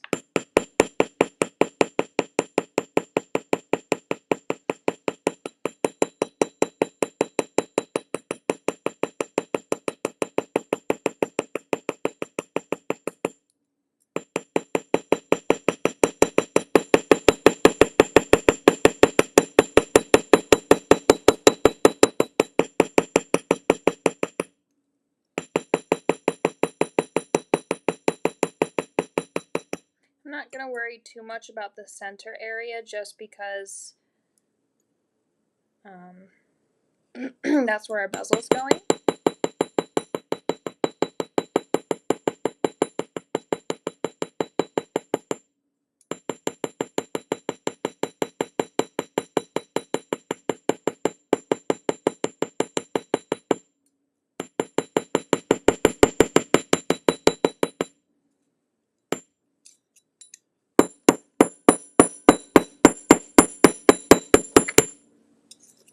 are nice and flat. Come in with some paint. I used that brick red with just a little bit of that black. But I want to try something else because we're going to go with purple.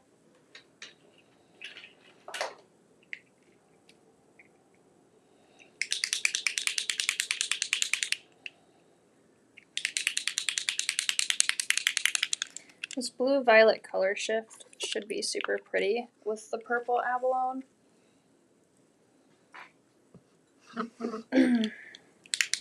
Aw, I'm sorry, Peggy.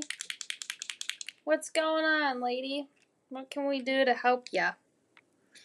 We hate it when we're feeling down in the dumps. Coming around with this really pretty blue-violet color shift paint. Don't need it in the center, so we'll let it pool where it needs to pool.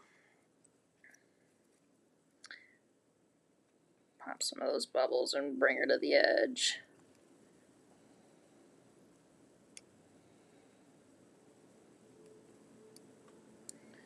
Have to grab my heat tool.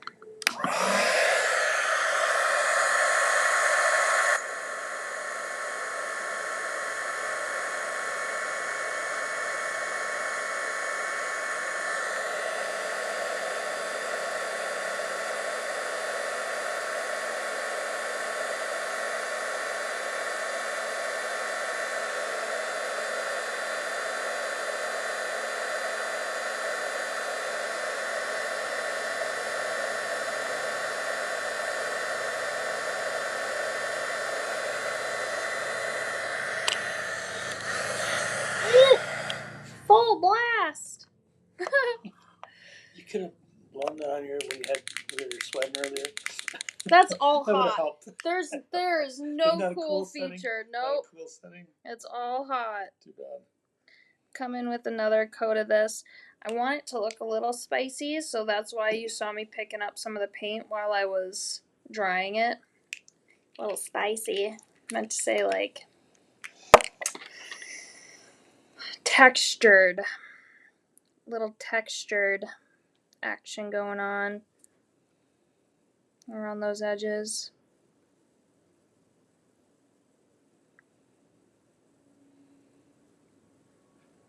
I'll let some of that pool there in the center, though we don't need it, because it'll be covered by our bezel anyway. A nice chunky texture.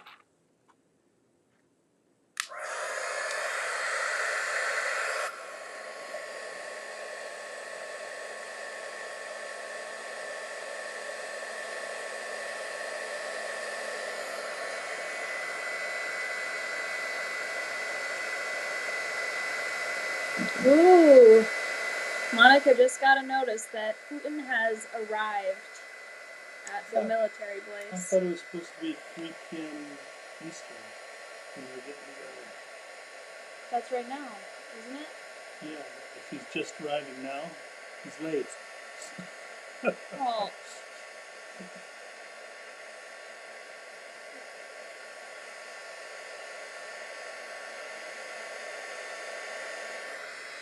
When has anybody's commercial flight ever been like? Oh, he's not flying commercial. You know what I mean, though? Like he could have gotten in a kayak because Alaska and Russia almost touched there, right? Could he just paddle across the Bering Strait? That probably would have been pretty crazy. There would have been so many memes about that floating around Paddling Facebook. across the Bering Strait. Yeah. With his little entourage.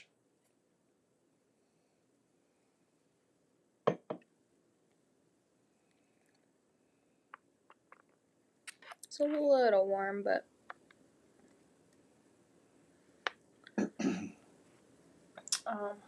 here's the bezel. Grab a rivet. Rivet, rivet, rivet.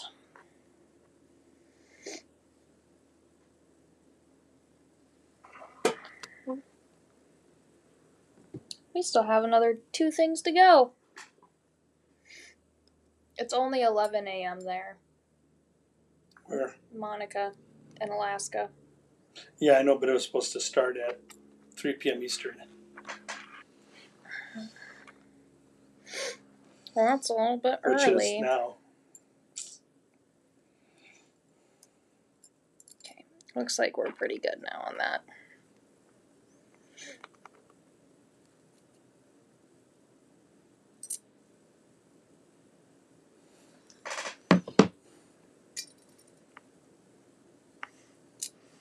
Okay. Looking good, looking good.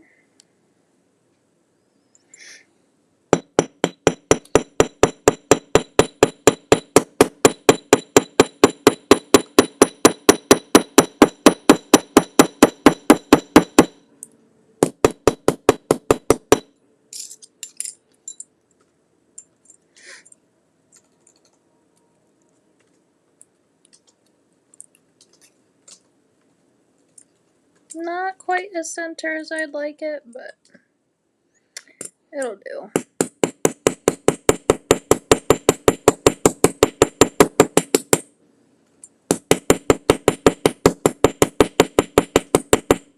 I can't believe the hammering's not helping Peggy's spirits. I feel like this is the most hammering we've ever done in a live. Send Peggy some good wishes, you guys. Hopefully she'll be feeling up to her normal self soon.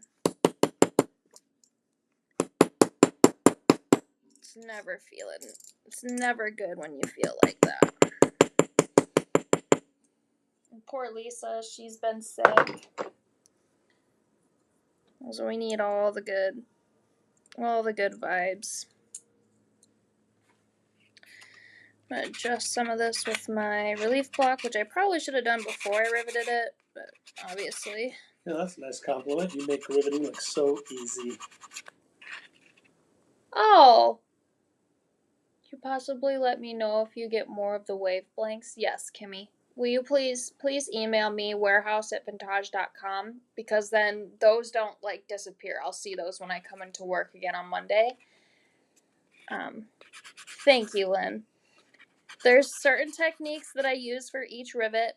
Sometimes I'll use the flat side of the hammer. Sometimes I'll use the rounded side of the hammer, just depending on the rivet.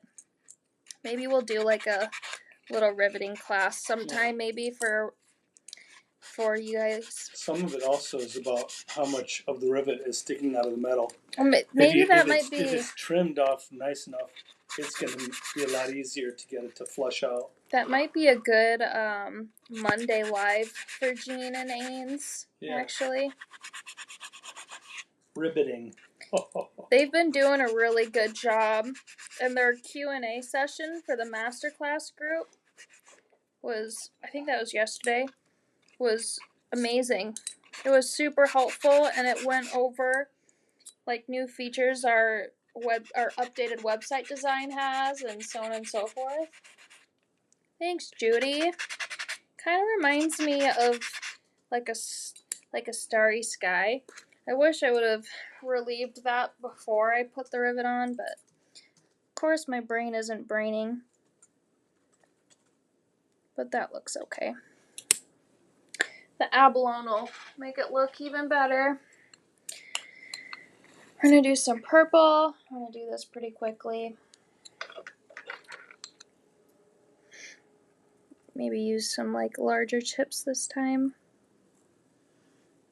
Not break them up all. Not break them up all of them.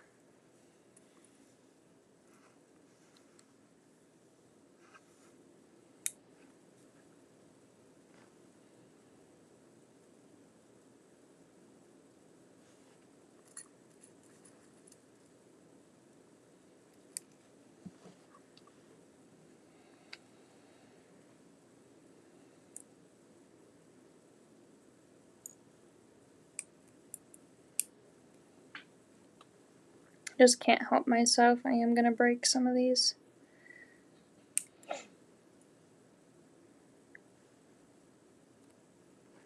For some smaller pieces.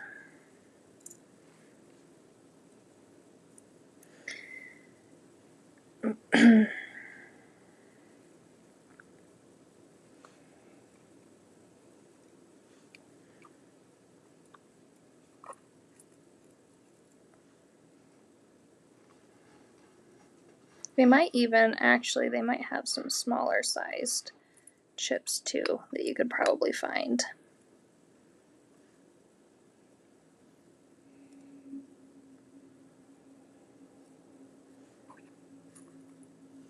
Luckily, this little purple one actually has quite a few of these little tiny ones that I can just pick up.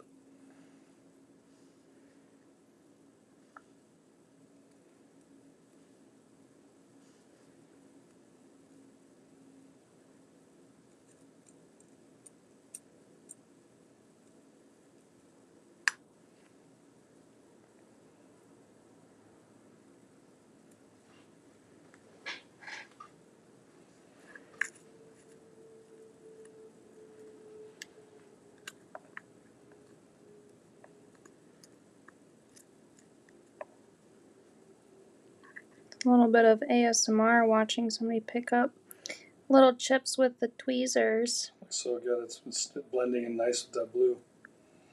Good. I was a little worried at first, but I'm liking the texture without the relief on the blank now, because it kind of matches the same texture as the abalone. Yeah. So sometimes things like that just end up working out. Oop. I think this will be my last chip, and then we'll let them kind of float.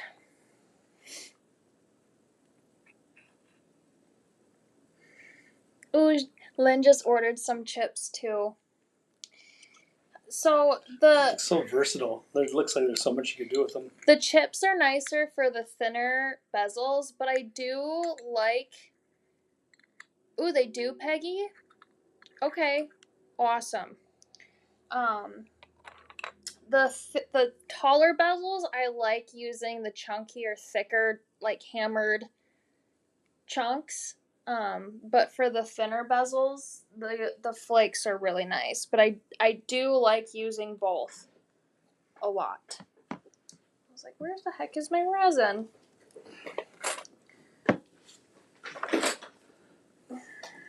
Grab my UV light again. And then in a minute, we're gonna make our own bezel from another blank. Woohoo! Yeah, I know. I'm trying to speed it up a little bit here. Yeah, it's only 2:10. Yeah, I still got 2 more designs. 3. 3 more designs. 3 more. Yeah. Did anybody tell you it's Friday? It's never Friday. It's never, ever, ever Friday. It always feels like a Thursday. You know, like the day before Friday where you're just like, oh, it's almost Friday. It feels like that. It feels like a Thursday every day because I'm like, oh my goodness, we have to do the live. We have to get everything ready. Yeah, get the listings always ready for something. Always prepping. Always. There's not a time where I'm not prepping for something. It's either I'm prepping to do inventory for the website or for ordering new things or designing, helping pull orders, fulfilling warehouse orders, putting together offerings for the loot and for the and for the backstage pass. Right, all of that. It always feels like a Thursday to me, which is funny. Whoa! Look at that! I know, that's coming out so nice. That's so cool. Yeah.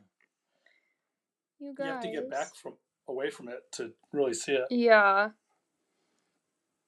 That's why I like viewing what you guys see, because it looks insane right now. I mean, in person, but when I see it from like the top view instead of, kinking my head, oh my goodness. Okay. Vintage needs to get royalties from whatever abalone chip company. We're just making sure that they're getting all these awesome sales. Buy your resin from us, though. Yeah. No, our resin's the best resin. Phenomenal. All right, that's looking pretty good. See, there I am again. Like, is it even? Are all my chips covered? Like, blah, blah, blah, blah, blah, blah. All right, need my little scooper tool again. spatula. That is so pretty. And if you spend $100, there's a chance that this one will be in your order. Monica's probably gonna get that other one. Sorry, everybody else. Oh, but I found some cool stuff for when Lisa orders. I found some, I've been putting things aside for specific people that I know that they're just gonna love. So be mindful when you're ordering, because I have been kind of picking out the best things for specific people. Like everybody, but specifically for someone to love, because I know their style or the way that they work or anything like that. All right, that's curing, which I probably should have done a different color for my back here, my backing. So I don't know if the green and probably would have done a blue-violet color shift on this silver one here to match.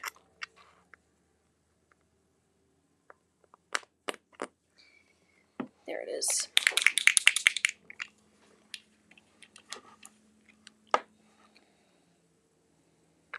Ooh, fighter jets, huh? Yeah, they're just patrolling. Awesome. Just patrolling the airspace. Make sure there's no hanky-panky going on. Yep. Don't need any of that.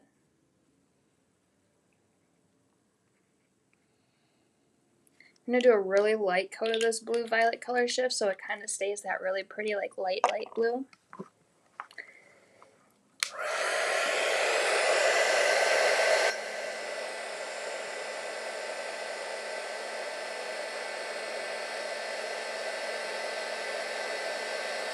Oh, of course, Connie. You guys treat us so well, so we love treating you with just the utmost everything. So we really appreciate that a lot. That's looking pretty good. I pulled off just a little bit with my finger.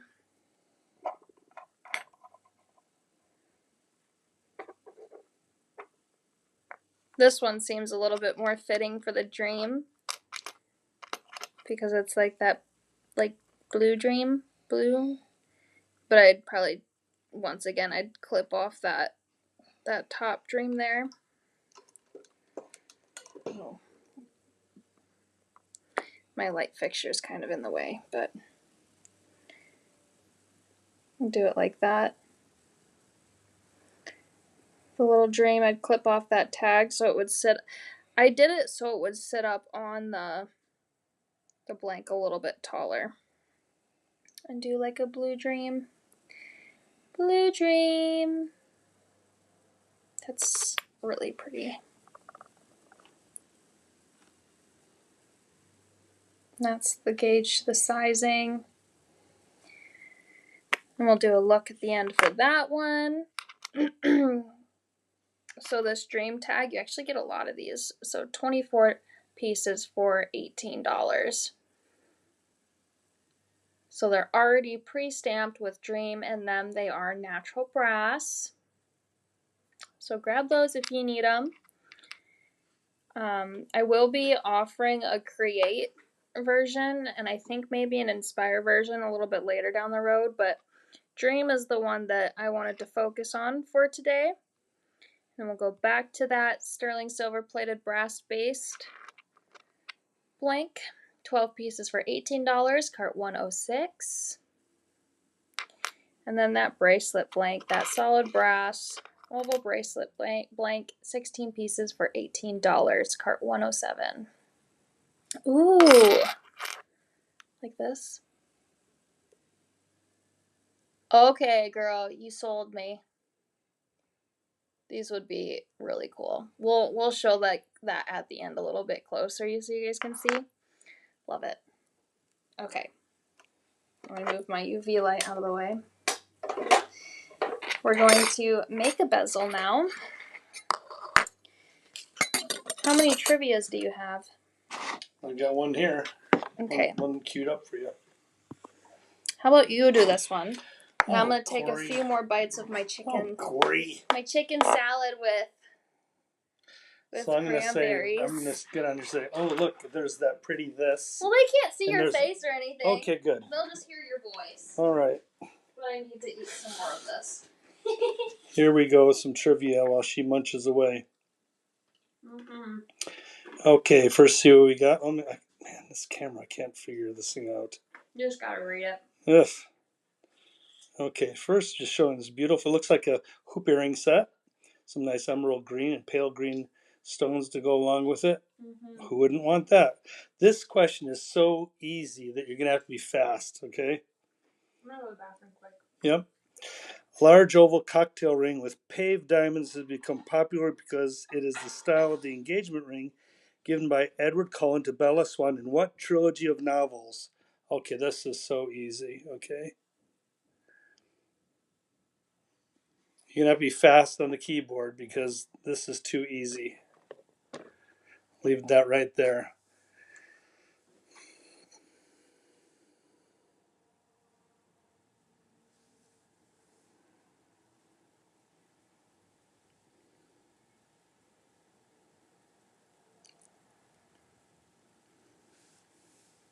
Not coming in yet. We're waiting. Let's see who's first on this one.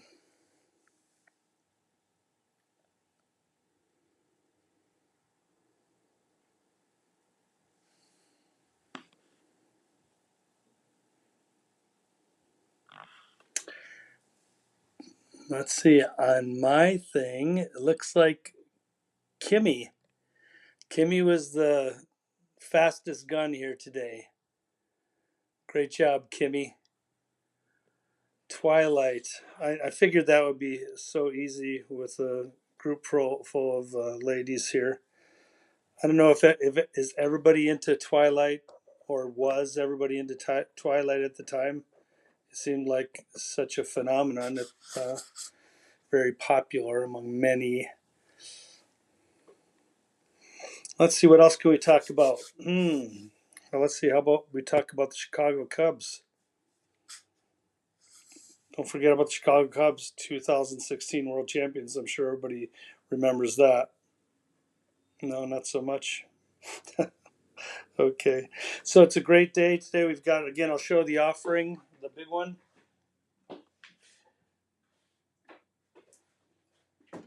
While Corey's on her way back, here's our big giveaway for the day. We got a lot of great items in this filigree, blanks, connectors, lots of drops. There's a kind of a cool little rabbit in there somewhere I saw. That's really pretty cool. That dude right there, that's a cool one right next to the bird. Oh. And looks like this guy's flopped. So what a great offering. Can you imagine all the pieces you can make with this? There'll be one lucky winner today, and our numbers are a little bit low, so I imagine that we're going to have a lot of opportunities to win. Mm-hmm. So again, it was Kimmy Crabtree. Yay! Won our trivia for today. Kimmy won. That's so exciting. Love it. Peggy, you keep your comments to yourself. What'd she say now? Nothing. She just laughing at something I did. Oh, what did you did? Adjust? Did you do some adjusting there? No. We'll see if she says it. Oh my gosh, you guys. It was so funny. Peggy. Okay. Did you put a peace sign up behind my head? Yeah. Is that what it was? Yeah, I did. Well, that was so. I gave you little bunny ears. Oh, that's funny. And I was like, do. I appreciate that. That is funny. But was I on? Had you put me back on? When at least it wasn't like the devil like horns, devil right? Horns.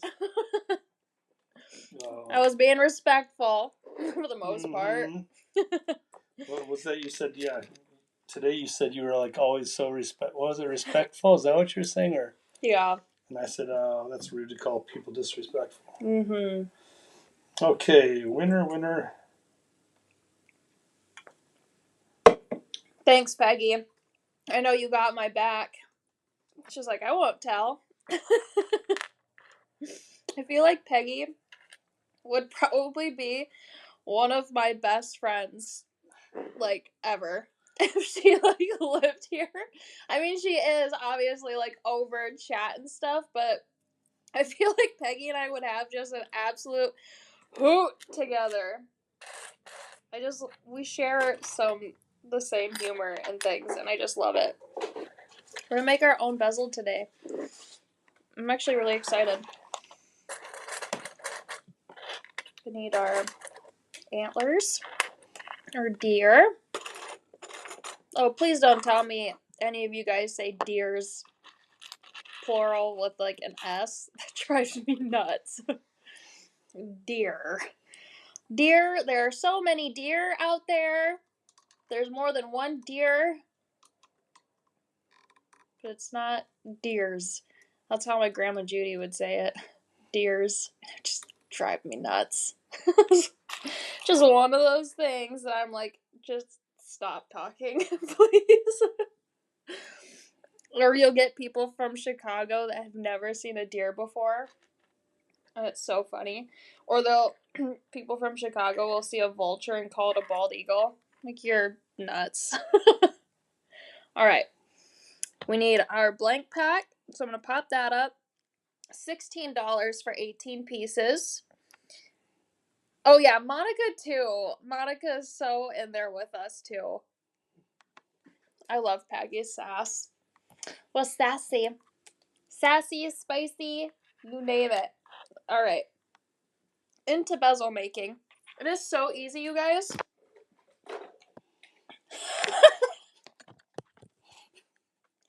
Kimmy, are you ready for your Doug's Doodle?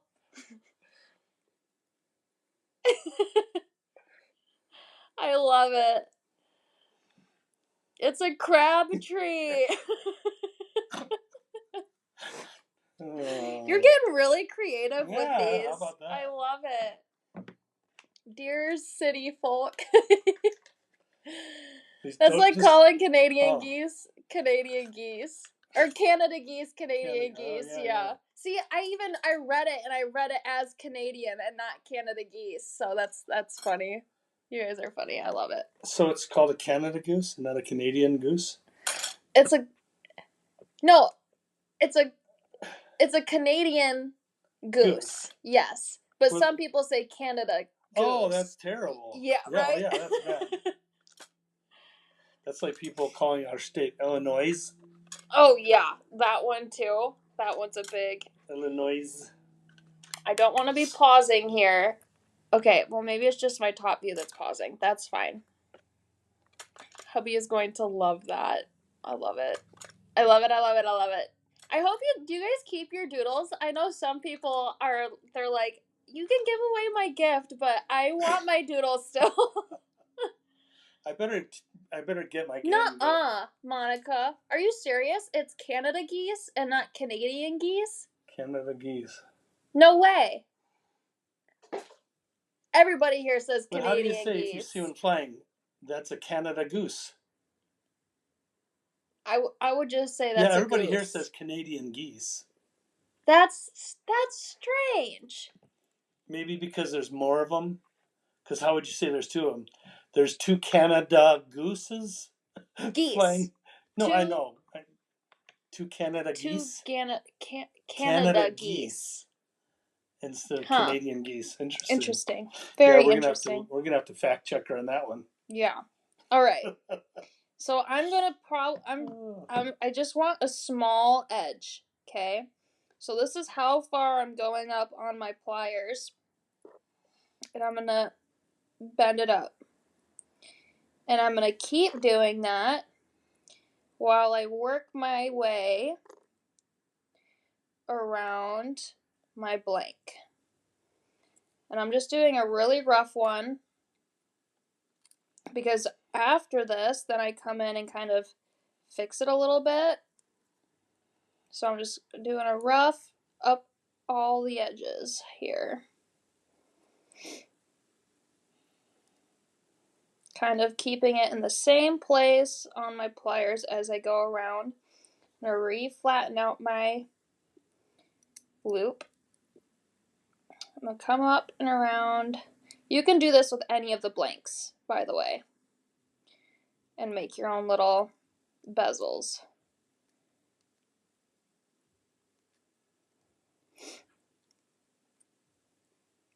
It's looking good, so I'm going to come in and clean up, bring up some more of these edges, but I love the organic look that it gives the bezels, especially if you're using organic shaped stones, crystals. You could probably even form this around a large rock or stone. I'll probably bring this side up just a bit more, because it's going to cup my resin.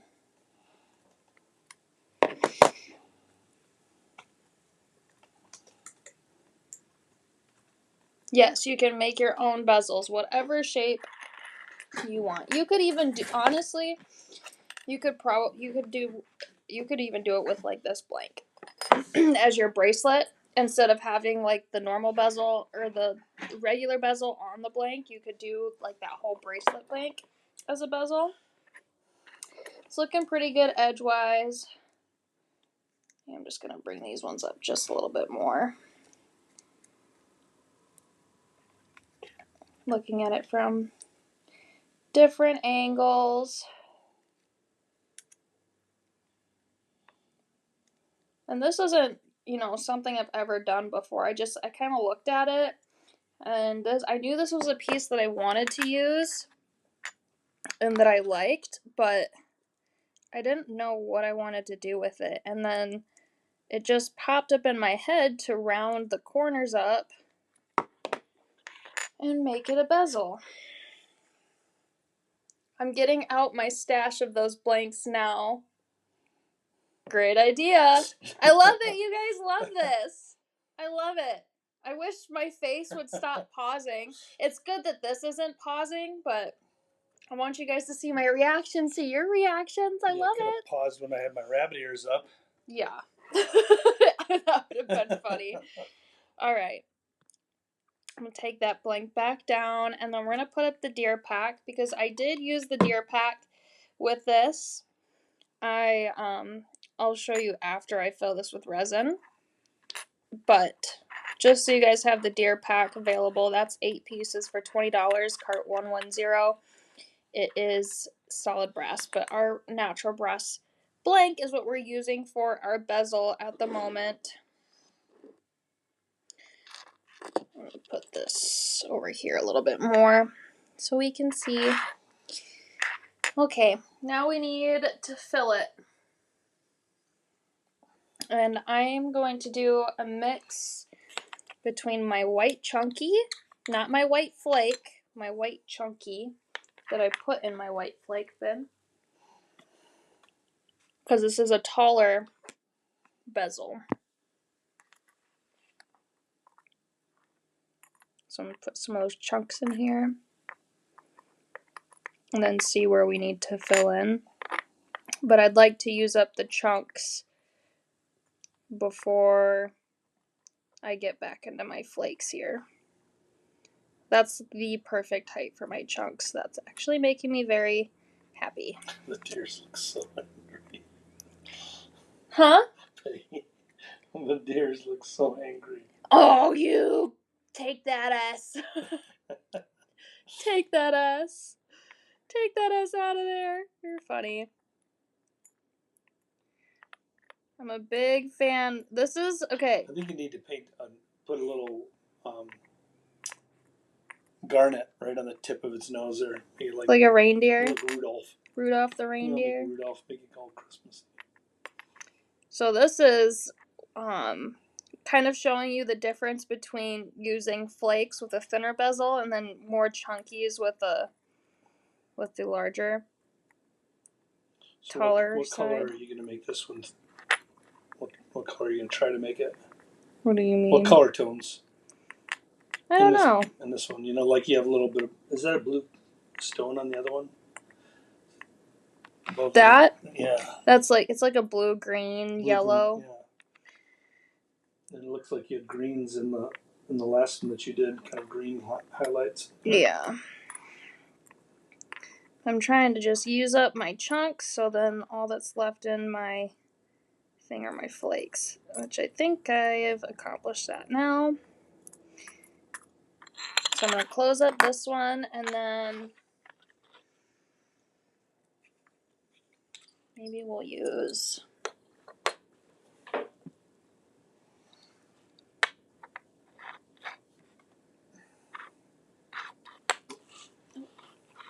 We'll use these, that's okay.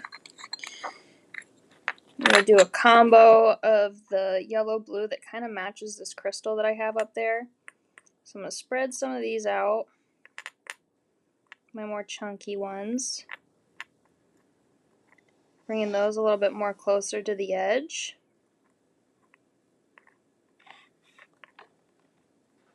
Beautiful.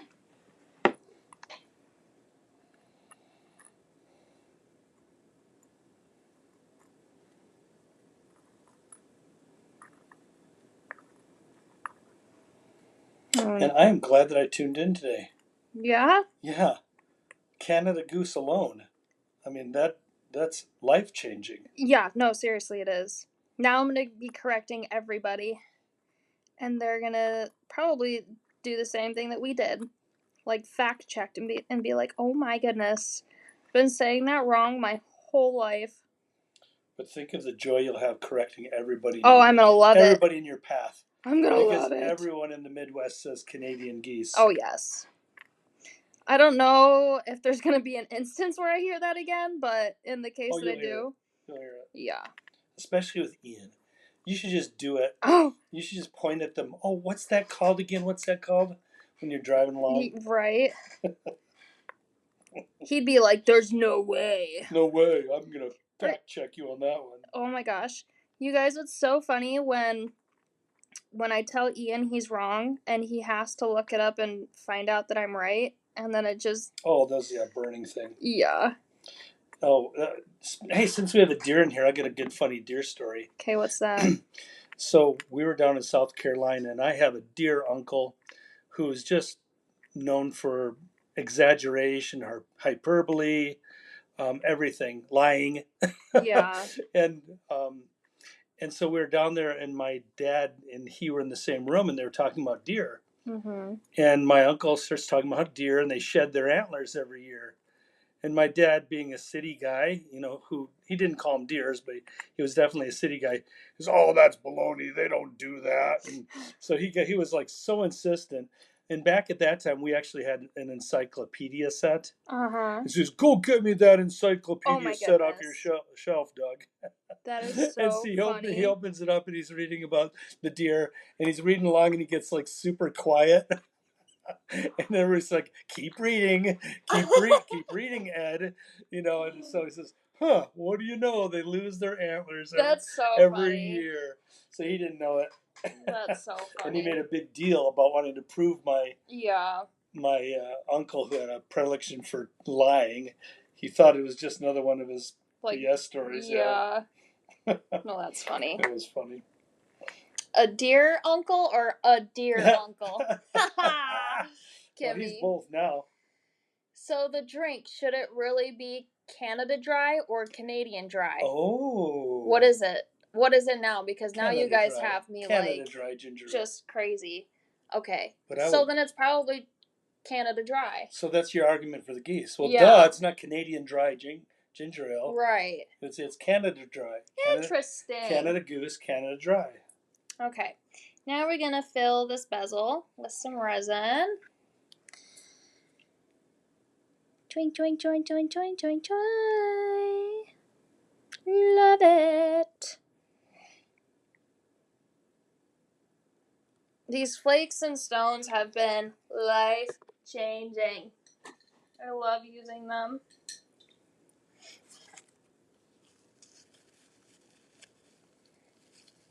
Me too. I love it when people use I've seen some girls make really pretty raw antler rings, They're super, super gorgeous. So I'm going to come around and I'm going to make sure that all my chips are encompassed with the resin. Make sure that they're all covered up by pushing my resin to the edges.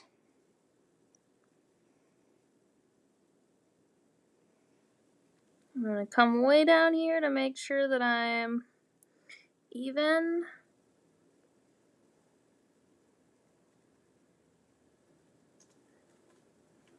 Don't see any spots that are untouched with resin. Okay. Time to pop this puppy in the curing light.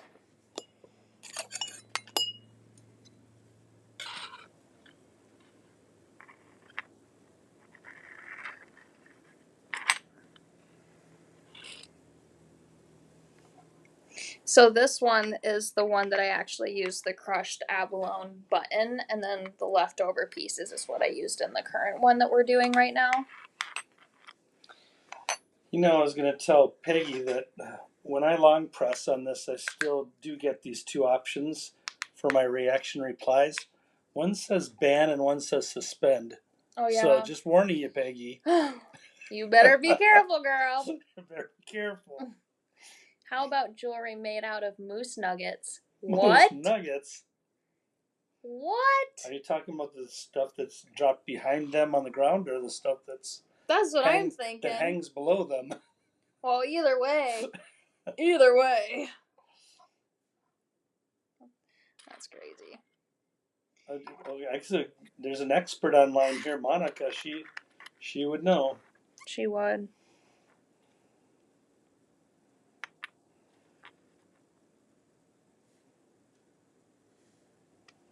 All right. Dogs like sheds too. Yeah, they do.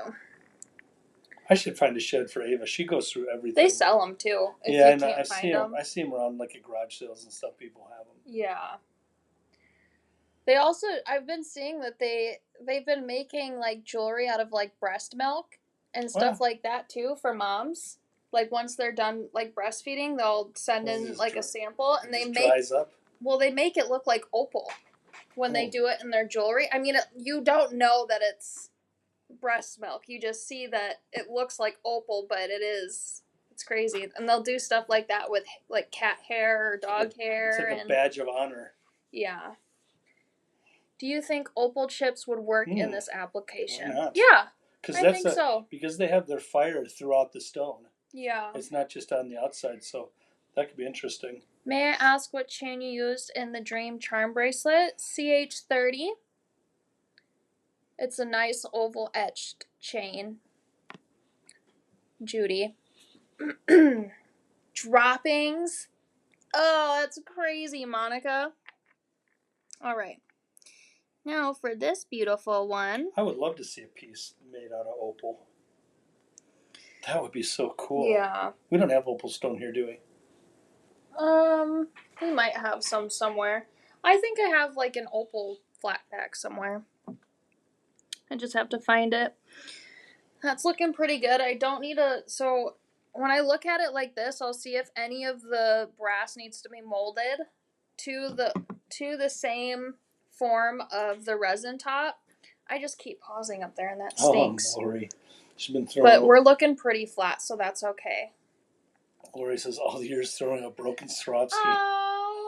Oh, yeah, you're right. Yeah, you can definitely do this. Hey, but now you think about any place that you go, like if you're going to an antique store or to a flea market, and there's just the you know how everybody has a little box of junky jewelry? Yeah. You're going to find broken stones in there.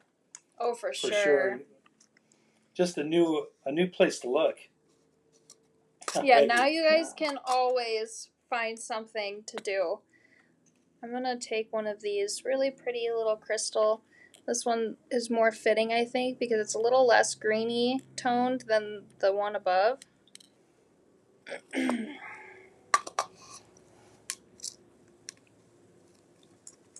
So, yeah.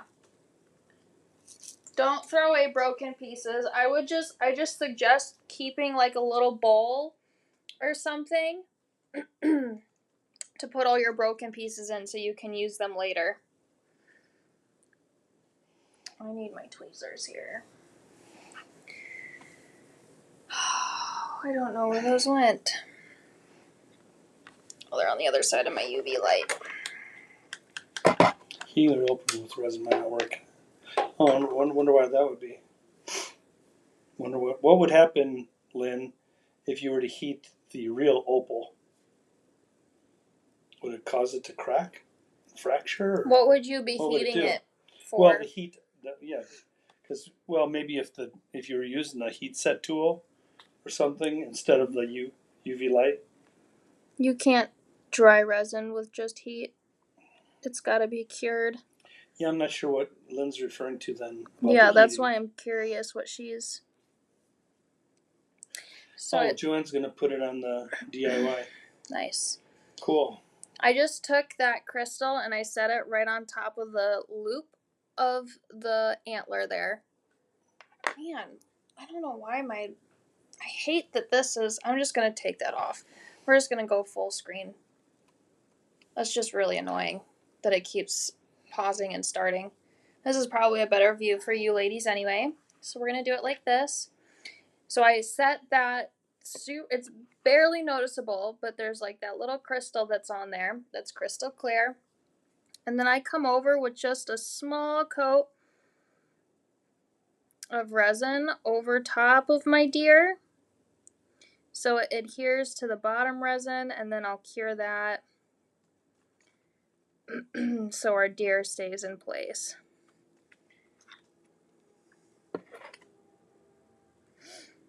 And then I'm going to grab my silicone brush.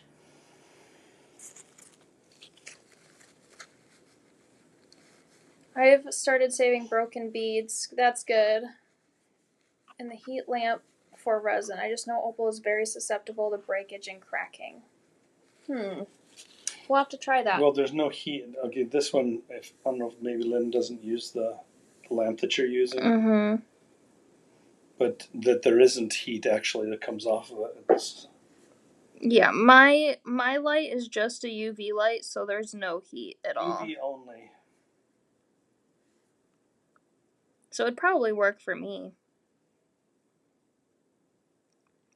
Just coming in and just making sure that there are multiple points of the resin connecting.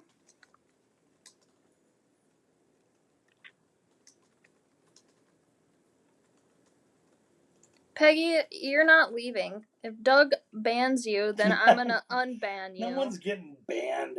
Holy cow. I will ban Uncle Doug. That would be Dear Uncle Doug. Yeah, I will be banning Dear Uncle Doug. Dear with an A. That's what I should have done. I should have given you antlers instead of bunny ears. With like my 5-hand or something. I'll just be like, put my hands up like that. I know they can't see it because I have the view, but the resin is also touching my crystal here. I'm not going over top of my crystal because it will lose all the facets once resin goes over it, and I don't want to do that. I want you to save room for that red stone or something on its nose. Yeah. For Rudolph. Or just put a little bit of red paint. I'm gonna put this on the curing lamp now. No, you're taking yourself off screen. Oh. I'm not like leaving. I'm just... Could you imagine that, me trying to finish up? Yeah. What would you guys do if I wasn't here? What I do. I'm putting this in my UV lamp. Like that. I know you can't see it, but it's there. And then we'll wait for a second. And I'm going to grab some of this red paint. How much time do you have left? If you wanted to... I have another 2 to go.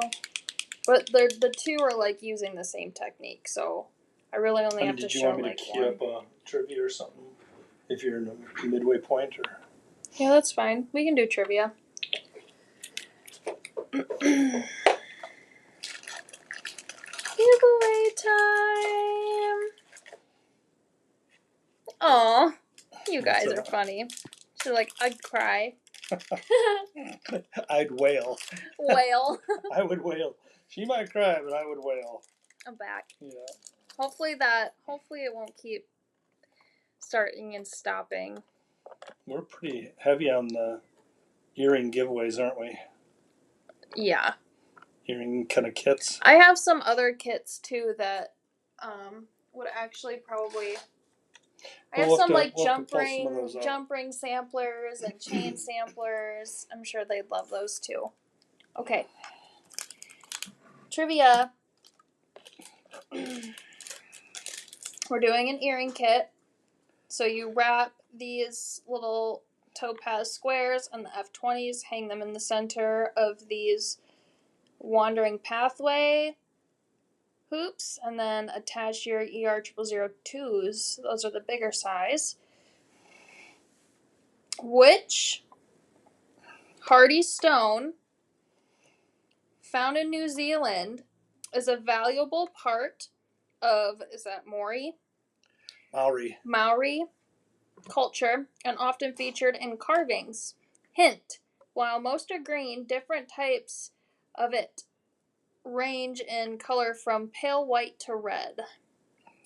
I will be impressed at anybody who gets this one. It will be very impressive. Oh, okay, Peggy. Resin heats up as it cures, not just from the UV lamp. I don't think I've never felt a difference personally in mine. Oh my gosh. Did Lynn get it? What the heck? Did she run that right through like a chat GPT or something while you're reading? Yeah, right. Yeah, right. That was one of the fastest answers to the question too. Lynn, did she win a giveaway yet? Not today for sure. All right, Lynn. You are the winner. Congratulations, dear. You're going to get the beautiful earring kit, and Uncle Doug is going to come up with a doodle for you. All right. Our resin should be cured now. So our deer is stationary, and so is our crystal. I'm going to go closer to the screen here in a moment. Just fast internet, she said. No, it's not just that. She's smart. I mean, who knows that? Who knows that kind of a thing?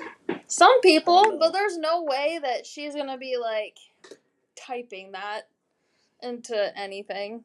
I wouldn't even be able to do that, especially because you can't, like, copy and paste it.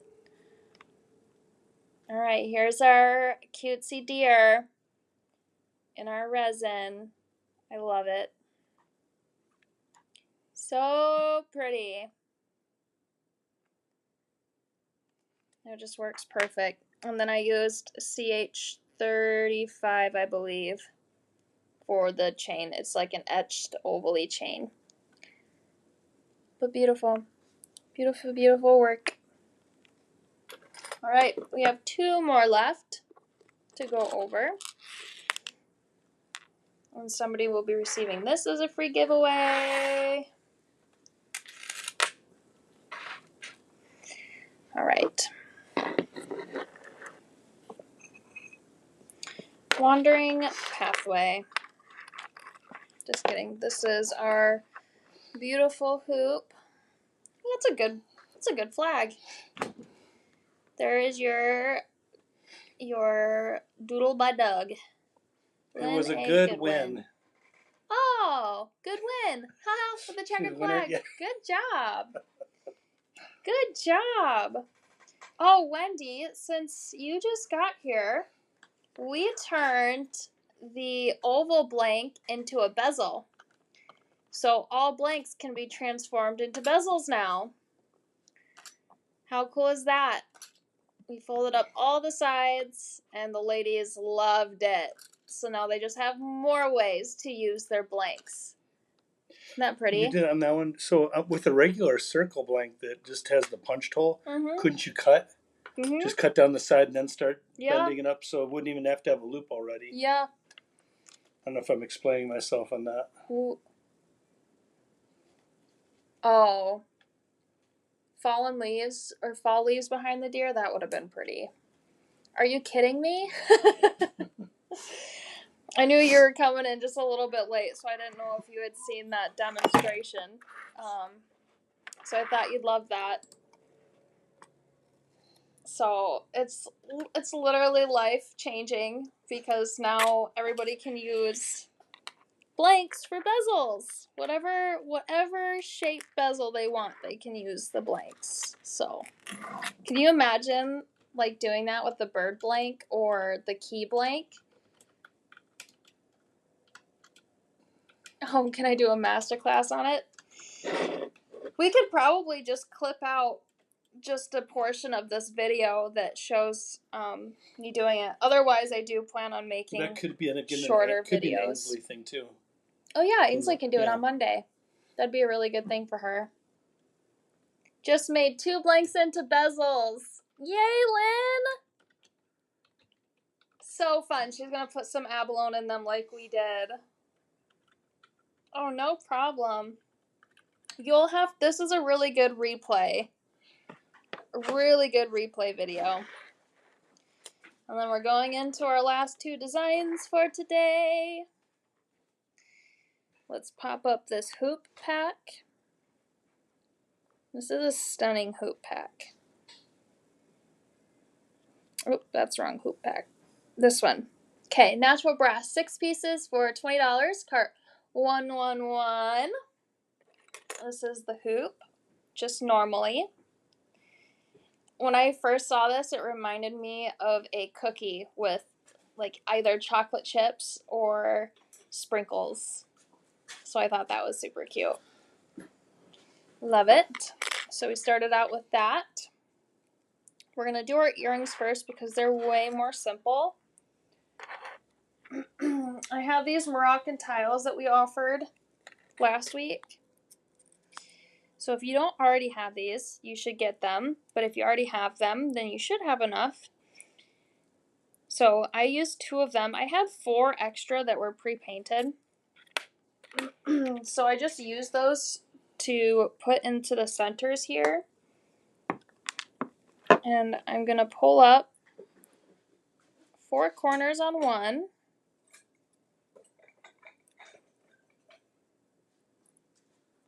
I'm making this into a little charmy charm. And then I'm going to do 3 on the other.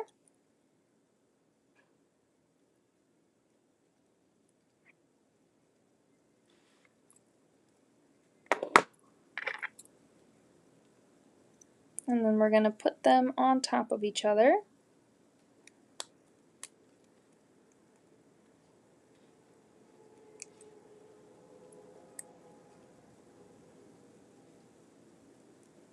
I might have to make those just a little bit wider. So I'm going to take my bottom 4 and just make them a little bit wider before we crimp those down. Because these are like dual-sided, so they can like flop in the wind and they'll be good. They'll be good. Probably gonna bring this one in just a little bit. I think I overdid that one. Looking good, looking good. I'm just gonna crimp this in because I heard it snap, so that means we're pretty close. I'm gonna fold in these little tabs over top of the front.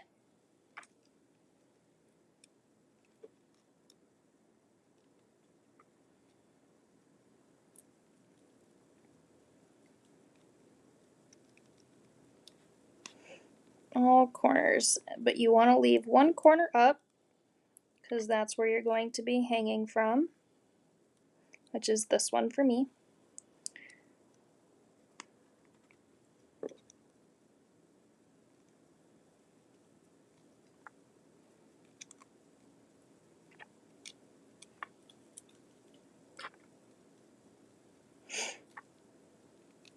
But this is a really good way about making a dual-sided charm.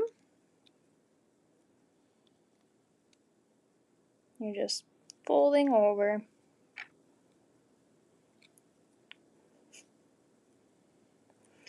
Make sure I have all of them.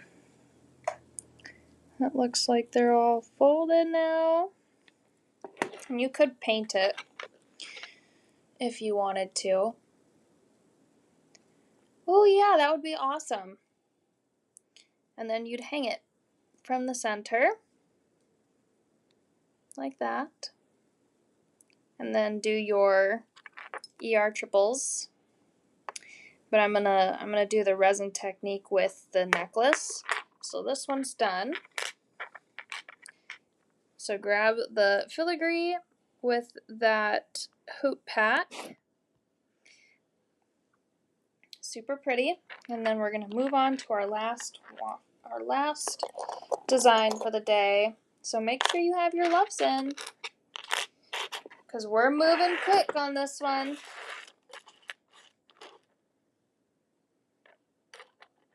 Super fun.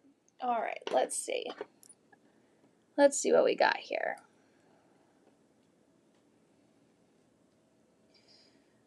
Okay. Oh, you guys are funny. Yeah, that would be a perfect one. How would you do that if you, that's a circle blank, but I don't know how you would, will it flow out? Would it flow out? I don't know. Or you can push that thing back up. You can push it back up and then fold it down when the resin. Uncle Doug made one. He made a circle bezel. Out of a circle blank. Yeah. And then that would be your little tab. So I would recommend leaving that up, but then leave it up first and then cut it to flip it down. Yeah. After the resin solidifies. We'll probably cut it first, because it might be too stuck to the resin, and then it'll pull off from the resin. Huh. Nice, Uncle Doug. See, even Uncle Doug's doing my techniques. That's a cool little idea. I love it. I love it. I love it. All right.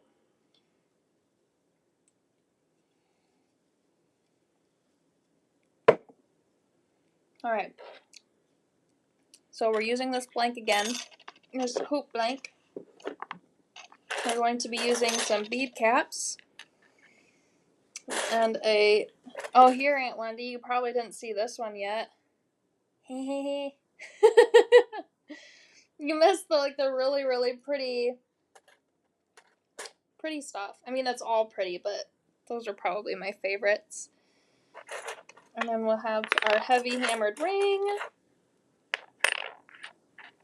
and our hoop. So these are what you're going to be using to make this necklace, and then some wire too, because that's how I wired wrap this little pretty flower there in the center. Cool. All right. Let's bring up our bead cap pack first. So these bead caps are super beautiful. I actually got this inspiration from Jess. Because I am just totally with wrapping rivolis. That's kind of just my thing. I love it. There are just so many different ways that you can do it. So we've been doing more and more and more different ways of wrapping those rivolis. So we're going to be using this bead cap to wrap the rivolis. They're $1 a piece. Grab them. Grab them, grab them. That's also how I made this really pretty center flower. How gorgeous is that? That's stunning. So, first matter of business, we're going to create our flower. So I'm going to come in and I'm going to pull every single petal down.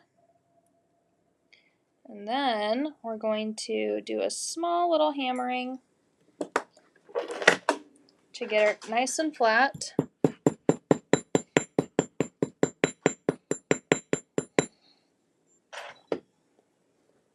Me too, Monica. Me too. She was so good. I mean, she still is. She's designing somewhere else now. At her mama's shop. So this is what that bead cap turns into, flat. Stunning. And there's so many different things. Could you imagine like an earring drop with a center crystal in there? So there's our flower to start. Now we're going to wrap a Rivoli, and I'm going to use purple, like the lavender color, I think, because we're going to do a cool tone one. So we'll use a lavender. Yes, they're so good. So good. I just love this Y connector that she had done with it, and I just said, I have to do that. So we're going to, once again, pull down our flower tabs here. It's such a unique way of holding a Rivoli, and I loved it so much. We're going to keep that dap because it helps with a Rivoli. And you could do it this way too. So if you wanted it to be covered, like if you wanted the flower to have some color, you can do it that way. But we're doing it this way. So with the dap, the Rivoli is going to sit in there really nicely. And take a look at where you're going to have to put your pliers for it to come back over at a more even style. So I think I'm probably like right about here. So I'm going to take a bend up on 3 of these petals. So you do one and then you skip one. Do one and then skip one. I'm going to set that Rivoli in there. That's looking pretty good. So I'm going to end up folding these over the Rivoli, but I'm going to do it one at a time, and I'm going to alternate so I get more of an even look between them.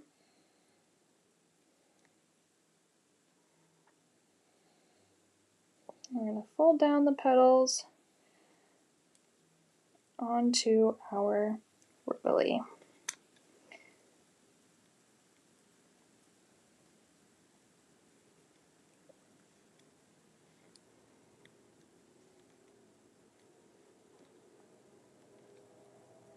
This one was a little uneven, but we'll leave that one as the top one then, so that way the bottom two are even, and then the top is a little bit different.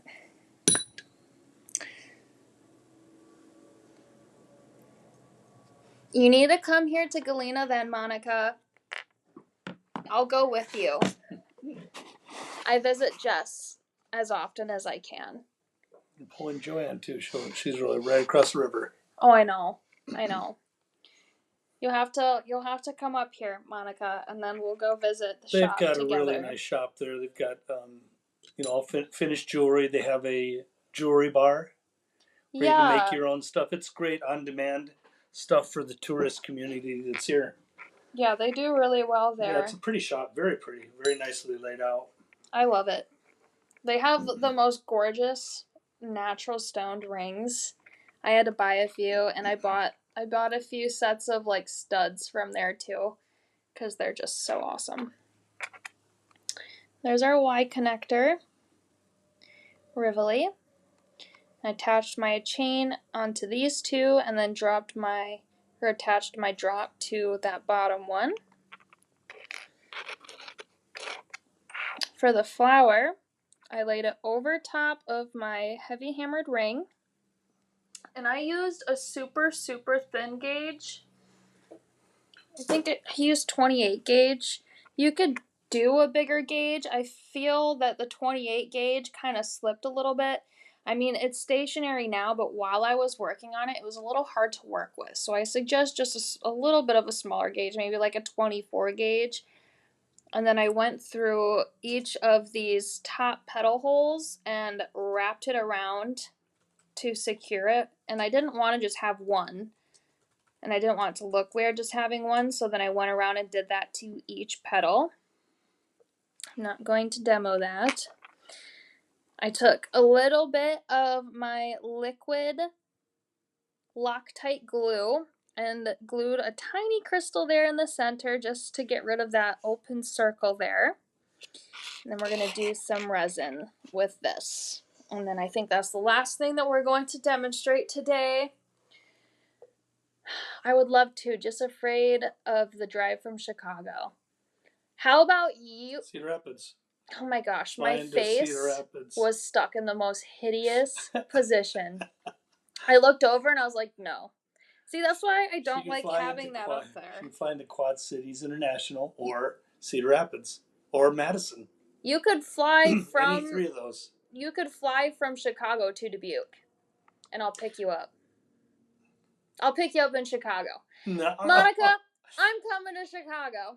My best friend's boyfriend lives in Chicago, and she visits him every weekend. So we'll just go there. We'll pick you up. We'll take you to Galena, and then you'll stay here for like a whole week, and then we'll drop you back off so you can fly back to Alaska. Oh, that's so sweet. That's where I grew up learning how to snowboard, Lori, was Chestnut Mountain. So that's so fun that you say that. All right, resin tape. I hate that this stupid thing pauses, you guys. Resin tape. I love it. It's so good. I'm going to take a little bit of this section off. This is really great for using resin with open work items. So there's one side that's sticky and the other side is not sticky. You're going to put your piece down on the sticky side. This literally just fits perfectly. You're going to press it down so it sticks really, really good to your piece. And then that way you don't have stuff or resin coming out from the bottom of your item. So we're going to stick her down nice and good. This one, you can see that my hammer marks are a little spread out. And that's because I forgot to hammer prior to resining. So I had to hammer with the resin in the little slots there before I clear resined the whole thing. So thankfully the little resin knobs didn't fall out with me hammering it, which now that I'm thinking about it, I'm going to hammer this before I put resin in it. Yep, good call. Ooh, Lori's got an RV. We can party. Oh my gosh. We'll go camping. I love it. We'll steal Ian's parents' camper, and then we'll all go make a big old camping trip. Oh my gosh, you guys. My husband works for an airline, so I have to fly into where they fly. I can fly for free. Woo! See? All more reason to come to Galena, girl.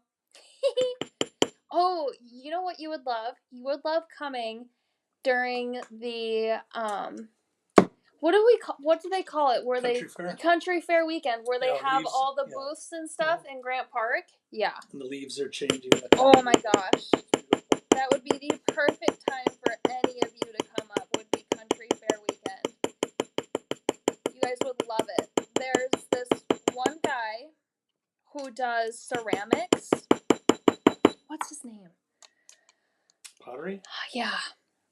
Kent, yes. Kent, Henderson? Henderson. Yeah. He does phenomenal ceramic work and does this just crazy pottery things. That's where my mom got like her whole plate and dish set from. I think Wendy it's expensive. Wendy had her whole kitchen was full of that stuff. It's gorgeous. And then Jean, I think Jean also had a bunch of just gorgeous stuff. And he made, I'll send a picture later, but he made these little ghosts, these little ceramic ghosts. And I have probably like 10 of them in my house just everywhere. all times of the year. It's not just Halloween. I have them up all the time. They are so cute. And I think we just got those as like little free things because we were kids, visiting country fair at the time. It's so fun.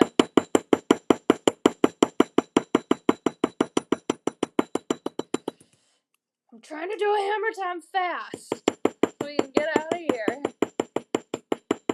So I have to go pick up like sponsor stuff and whatnot. What time is it? 3:13. Goodness. Gee Louie. Sounds like Luigi. Like Mario Bros. Yeah, and when is it? When's Country Fair weekend this year? Do we know? Do you mind looking that up? Isn't it in October?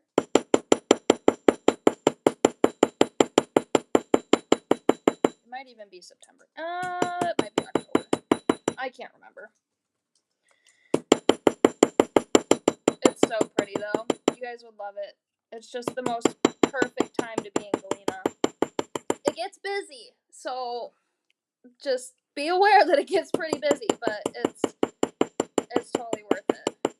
Because then they have all these booths set up in Grant Park, and you just walk and walk and walk, and it's just booth after booth after booth. All right. Hopefully I didn't too curve this. October 11th and 12th. October 11th and 12th for Country Fair weekend. So, yeah, October. Cool. All right. If you don't have one of these, get one of these. This is a silicone cup. I love squishing things. Get a silicone cup. These are awesome. Okay, we're going to do... I did red in the one. Let's do verdigris blue in this one. Verdigris. That's how I say it. No, seriously, that's how I say it to spell it. I'll say it in my mind and be like verdigris, and then every other time I just say verdigris. But when I'm spelling it out, that's how I say it. Verdigris. It's funny. Okay, bye, Rosie. Have a wonderful weekend, dear. All right. Deer. Because we worked with deer earlier. With an E? So cute. Deer with an A is what I was calling you. Sweet shakes. All right. Pumpkin. That's my favorite. That's how my best friend and I met. I called her Pumpkin, and she just loved that. And then here we are, several years later. So funny. We were getting together, putting a few drops of verdigris blue into my resin cup. We were getting together for like this car thing, and she was this really beautiful, pretty girl that I had seen where we were at, and I'm the president owner of this group or whatever, and I hadn't recognized her, and I want to be friends with her. She seems cool, blah, blah, blah. And she was dating somebody in the group at the time. And I walked up to her, and I go, hey, Pumpkin. She's like, hi. Like, what's up? Like, how are you? Blah, blah, blah, blah. And to this day, she remembers that was the first thing I called her was Pumpkin. And so we'll do that. I'll call her Pumpkin. And then we started this new thing where it's not a new thing, but it's been happening for a while. But after just the pumpkin stage, we call each other Pineapple Pumpkin Princess. Like when we're talking. I could draw that one. Because I'm allergic to pineapple. I could draw that one in a heartbeat. And she loves pineapple, and I called her Pumpkin, so she'll be like, hi, Pineapple Pumpkin Princess, and I'll say it back to her. What's up? How's my Pineapple Pumpkin Princess? I love her. She is one of my favorite people in the whole world. The day I lose her will probably not be a very good day for me. I'm so serious. It would probably be the worst day. One of the worst days of my life, because she has been so supportive and she's been just amazing at helping me in my life journey. So I really do appreciate her, even though she doesn't know that I'm even talking about her right now. She probably feels that I'm talking about her now, though, because we're just like that. Corian, your kids will hate you squishing on them. Oh, you know it. I'm gonna be like, I just love your chick so much. You're so cute. Oh, they're gonna love it. I'm gonna love it. They're probably not gonna love it, but I'm gonna love it. All right. So the little tip and trick and technique that I use for this, I grab an eye pin. Since these are this is a super, it's a super thin piece, right? I'm trying to get that to load. There we go. Super thin, and the bezel spots in here aren't very big. So I come in, this is harder to do with a silicone brush. So this is why I use an eye pin, because the eye pin scoops. You can see the resin in there, so it doesn't fall out. And then I put the resin in with my eye pin. I know it seems a little crazy, but I didn't want any of my resin to overlap outside of the border. So this is what I used. An eye pin. And who would have known that this was such a really great application for applying resin? Because I would have never guessed until I just tried it. But it's so good because it scoops it up, it holds it until you're into your hole, and then you just dab it a few times and then it fills up. So keep your handy dandy eye pins near you when you're doing resin work, especially with super small areas like this, because it is hard to ensure that it stays in there, especially with the brushes, because then the paint and the resin ends up kind of coming off the edge of the brush or the bottom of the brush, and sometimes it does it way too fast. But the amount of control that you have when using the eye pen just blows my mind. Because not too much, and it gives me a little bit of time to kind of say, okay, I need to lift up now, I don't need any more, it's going to pool, so on and so forth. But we're using that verdigris blue color mixed in with the resin. You can see how long that's sitting on my eye pen for, and I can move my piece around. It would have already dropped if I was using my silicone brush. So the silicone brushes are good in their own way, but I feel that the eye pen is definitely better for this application.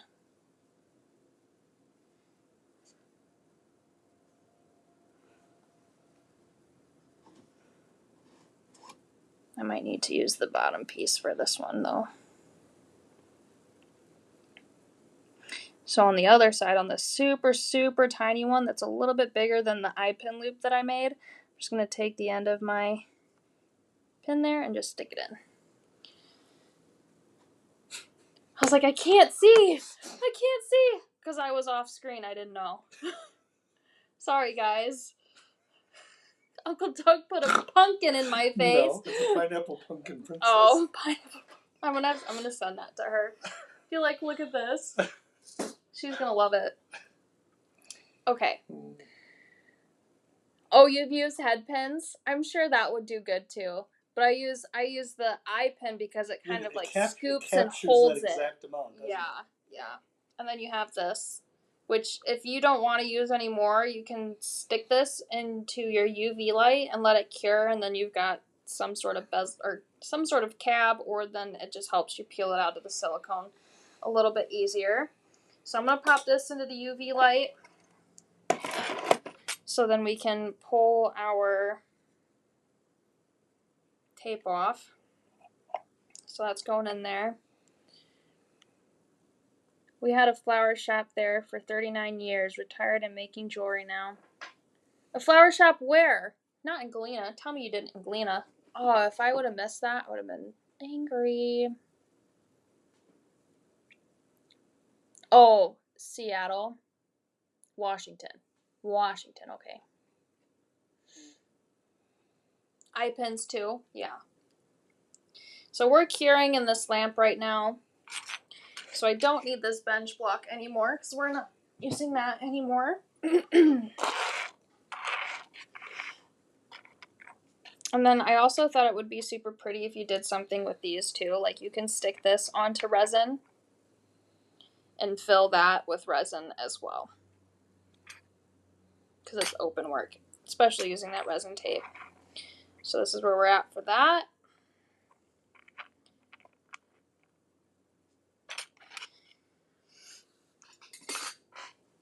Be mindful, the resin with the paint in it takes a little bit longer to cure.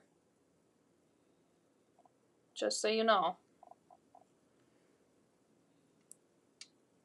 I'm going to see if we're... Sometimes it's hard to tell. I'm going to put this upside down, but I'm going to hold it so just in case it doesn't get rubbed off if it's not totally cured yet.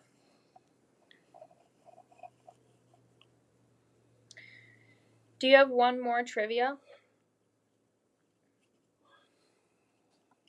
Yeah, I've always got trivia.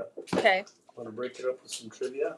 Yeah, we'll do one more trivia while this is doing that. Oh, this will be an interesting one. Yeah, let's do that one. That's huge. That's good because we just did the... Showed that. Yeah. Sorry, she's got to go aside somewhere. This is my pineapple pumpkin princess that Uncle Doug doodled for me. I'm going to send that to Ellen when I have a chance. Oh, this is actually... Ooh, I love it. Oh, there you can arrange it any way you... Okay, this is our biggest trivia, and after what we just covered, this is probably the best one. And we'll throw in my bezel. Okay, and Uncle Doug's bezel's going in there, and you'll see why. What trivia is it? That one? Yeah. He's going to fold it. This is the trivia, the last trivia that we're doing today. It is a blank pack, a miscellaneous blank pack. So you guys can test your bezel needs and skills. All right. The pink star is one of the most valuable gems in the world. In 2017, it sold for over $71 million. What kind of gem is the strawberry-sized stone? Approximately 59 carats. So yeah, this is a perfect giveaway, trivia giveaway for bezels. This is the biggest one that we've done. So hopefully... It was in our giveaway bin. And only one trivia win a day, and one big loot win a month. So, what do you guys think? And we're down to 20. Yeah, we're down to a low number, so odds are good. Yeah, this is a good one. The pink star is one of the most valuable gems in the world. Peggy!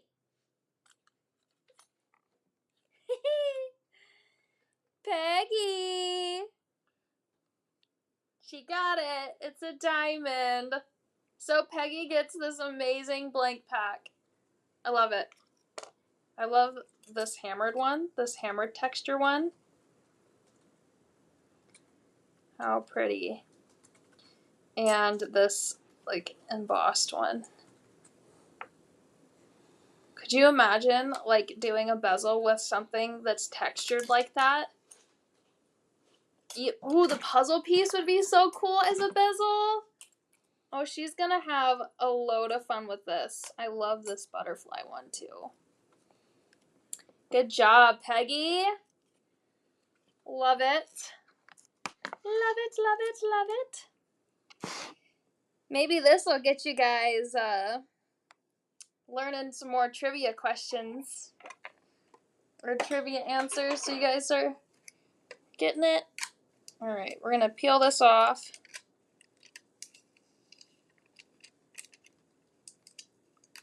I'm so happy that I get Doug's bezel.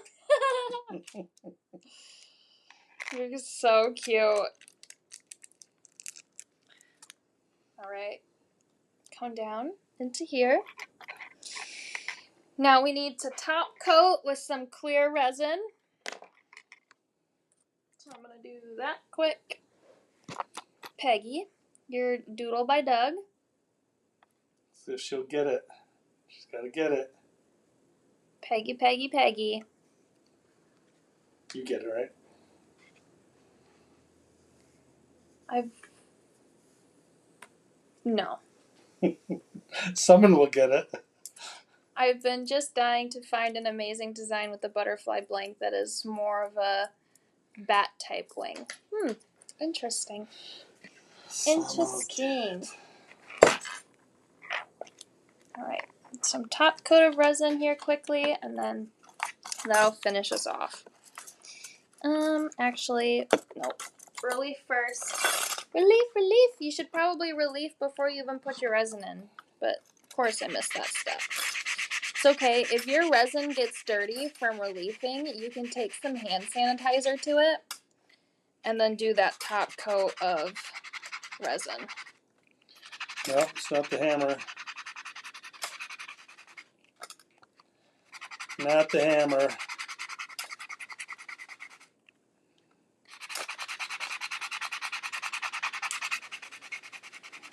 Nope.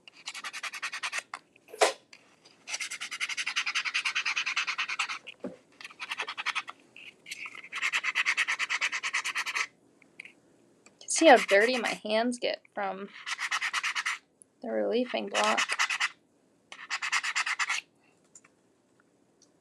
Pretty.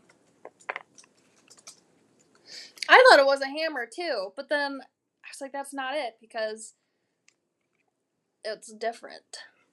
Because Uncle Doug has done the hammer before.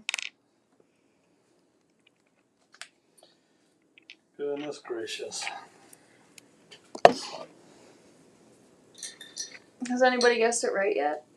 Oh, I think Monica after, but I think she was doing the same time. Round peg in a square hole. Peggy. Round peg. You haven't heard of that expression? Mm-mm. It's an expression. Trying Funny. to put a round peg in a square hole.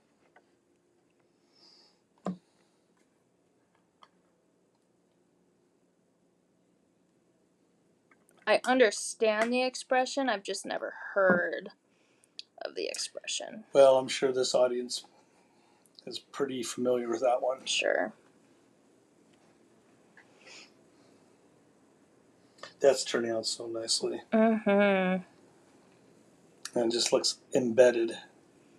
We're just guiding this resin up because I don't like putting resin on super, super thin parts or dumping the resin on super thin parts. I like dragging my resin, which is really great with these silicone brushes.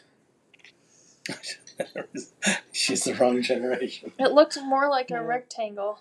Okay, who was that? Peggy.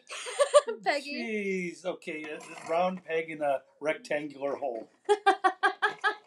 Actually, technically, a square is a rectangle, so there. Is it though? Yes. Rectangle is defined by 4 right angles. Yeah, but and so is but so two longer a and two square shorter. and a rectangle are both cases of a rectangle. Hmm. One's an equal-sided rectangle, and the other is just a rectangle. Or are they both squares? Nope. A square has to have the same length for each side. But a rectangle does not.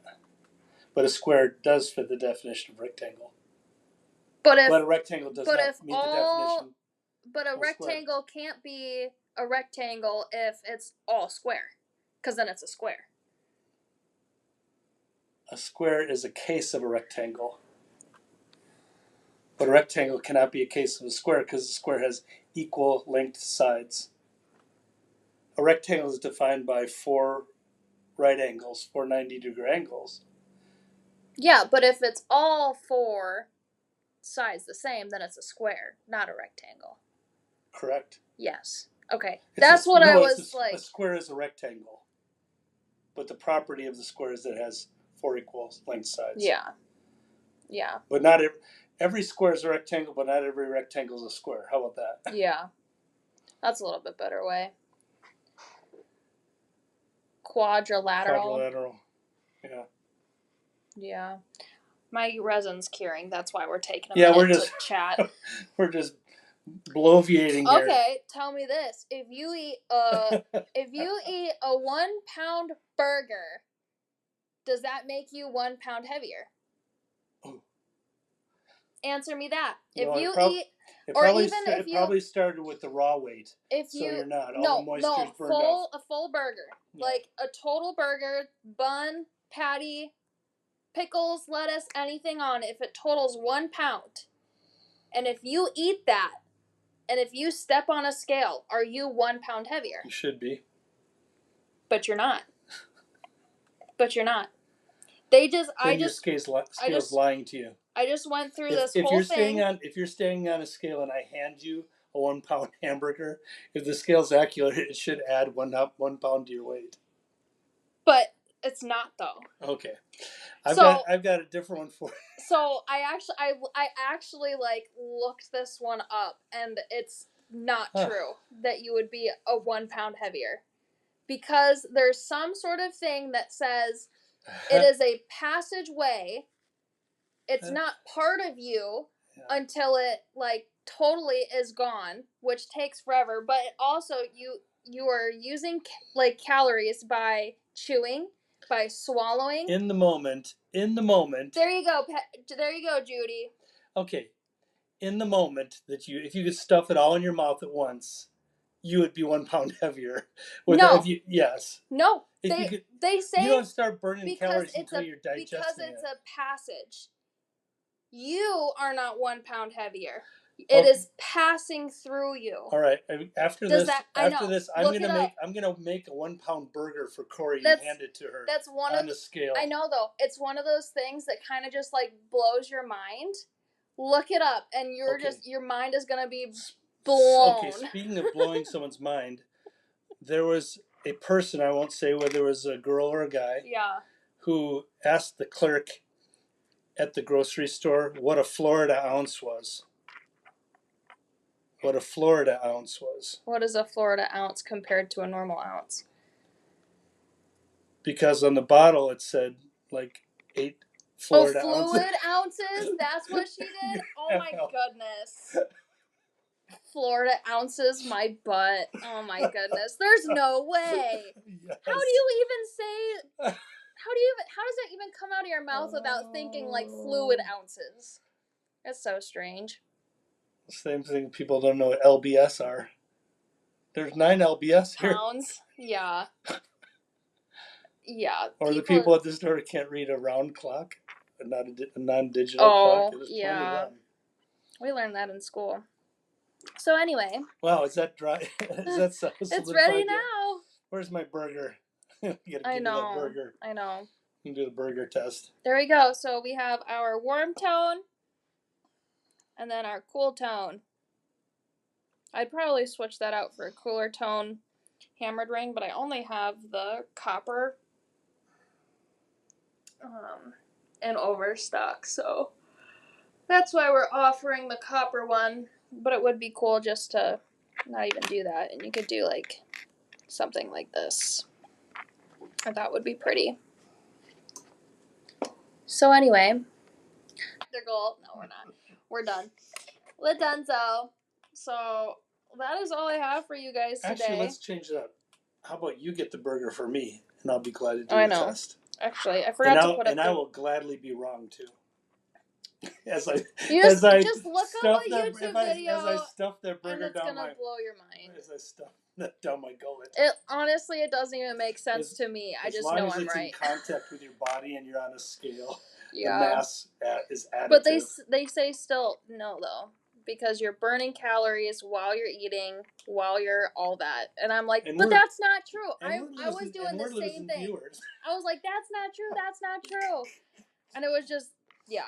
Anyway, I forgot to put out the ring pack. Man. So the Heavy Hammer ring pack, 8 pieces for $20, part 114. And I think that's why I like going through and choosing each of these. I know. I'm ready to skedaddle. It's been a long day. We'll put up that faceted ball chain pack quick. And then I'll throw up that crystal pack in the case that you haven't gotten it on the live shop already. So these 4 30-inch sections, and then the 2 ends come with the faceted ring. So you don't need a ball chain connector or clasp for these. These are super pretty. It's like a flat ball chain. So 4 pieces for $20 on that.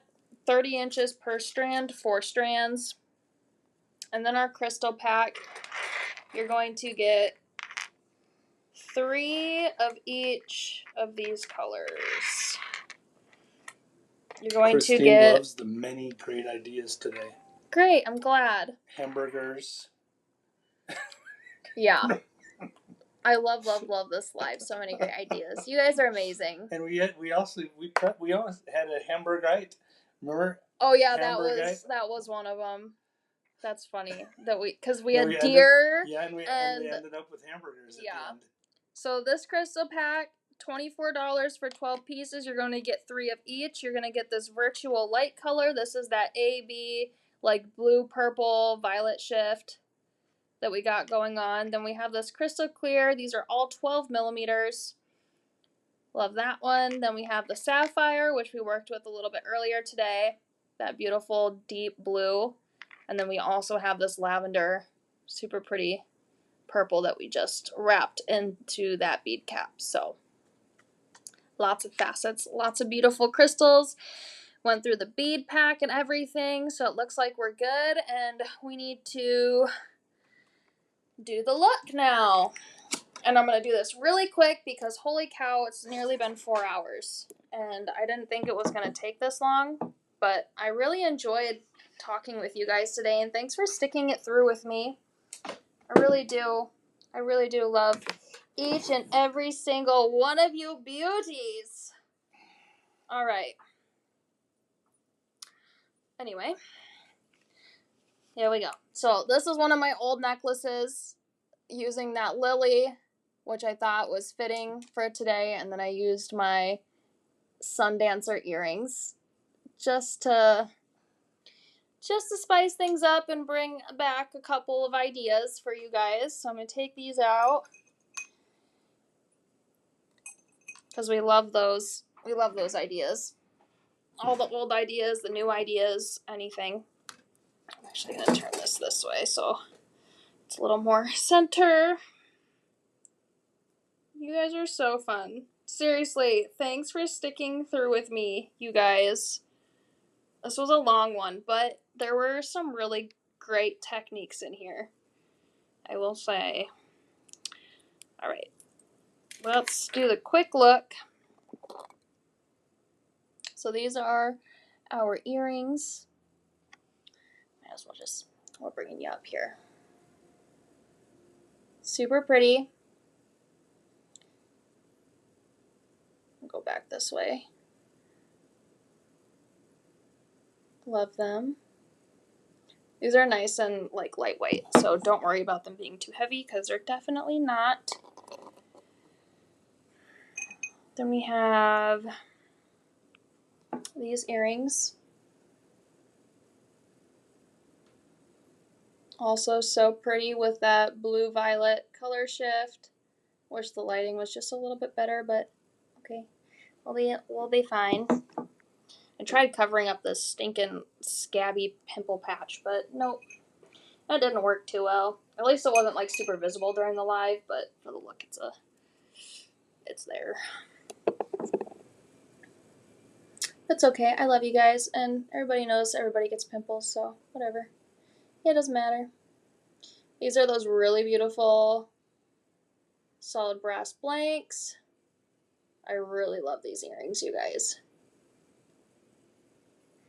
You guys are so sweet. I get better and better every time. You guys are amazing. I try. I was just shocked because I actually have noticed that. I looked at some old videos that I did. I was like, oh my gosh, we have improved so much. All right. This one does have the ball chain clasp. That's why I found the faceted ball chain instead of the normal one. This one's a little bit harder for me to clasp. But bring it up a little bit even.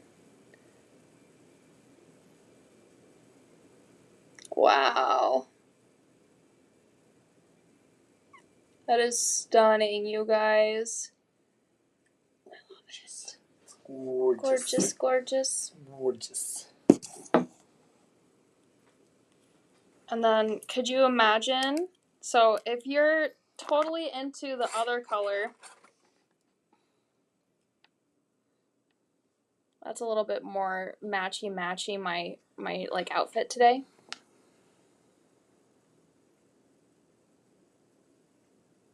That's insane. I love it. I love it, love it, love it. And then I have this necklace, which I love a lot. You guys are so sweet. Seriously, just the sweetest people. The sweetest customers. I don't know if I'm going to be able... I have a really small jump ring on this one, so I'm just going to hold it up there. Kind of like open up by the light a little bit. A good old pan. That's a really good one. Lori, which one?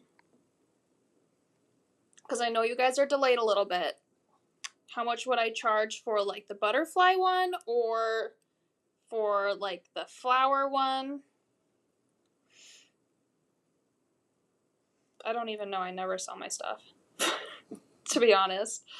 I never, ever, I don't think, yeah, never. Wendy would have, if Wendy's still on, I think she is, she would have a good feel for the value of that. I don't know, maybe like $80. Just with the time, because you gotta, for the flower one, just because you have to wrap and like wrap all the wire over each petal, resin work, wrapping the Rivoli crystal, and then just the components alone, you know. Thank you, Lynn. Necklaces, earrings. Oh, here's my dear one. Gotta put that one on. And then I think I just have the one bracelet after this. We never did make it into Rudolph, did we? No. We didn't have enough time for that. And I didn't want to ruin that one. No. That one was really pretty. We could have made it really green and then made it for Christmas. Yeah. Oh yeah, that's a good idea. Maybe we'll save some for Christmas time. Yes, value your work and your time. So I would honestly set a timer for how long it takes you to do something. Not like first designing it, like your replication time.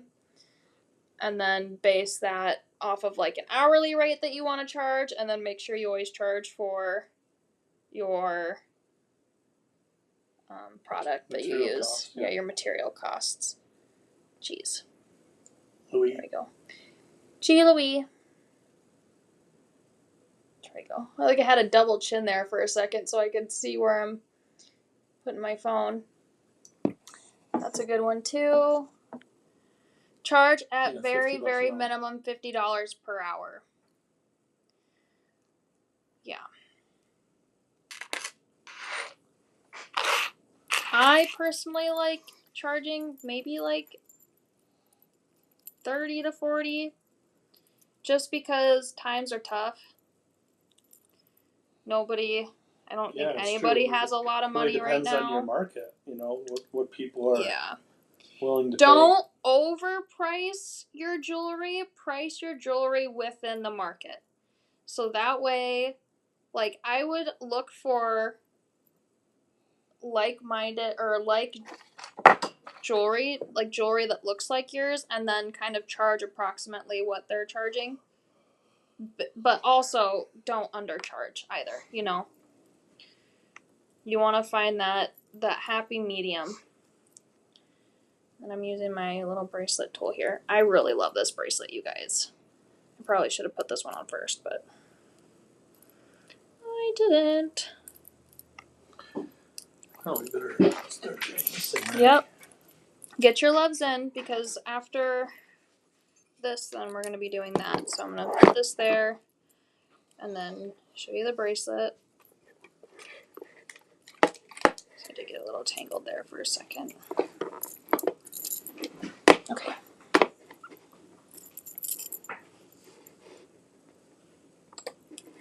I'll put my butterfly one up for now. Kind of cover that up.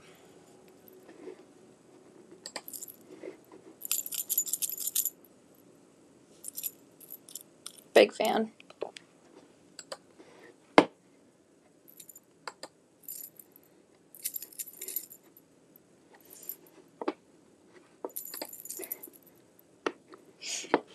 And then we'll do it like from back here.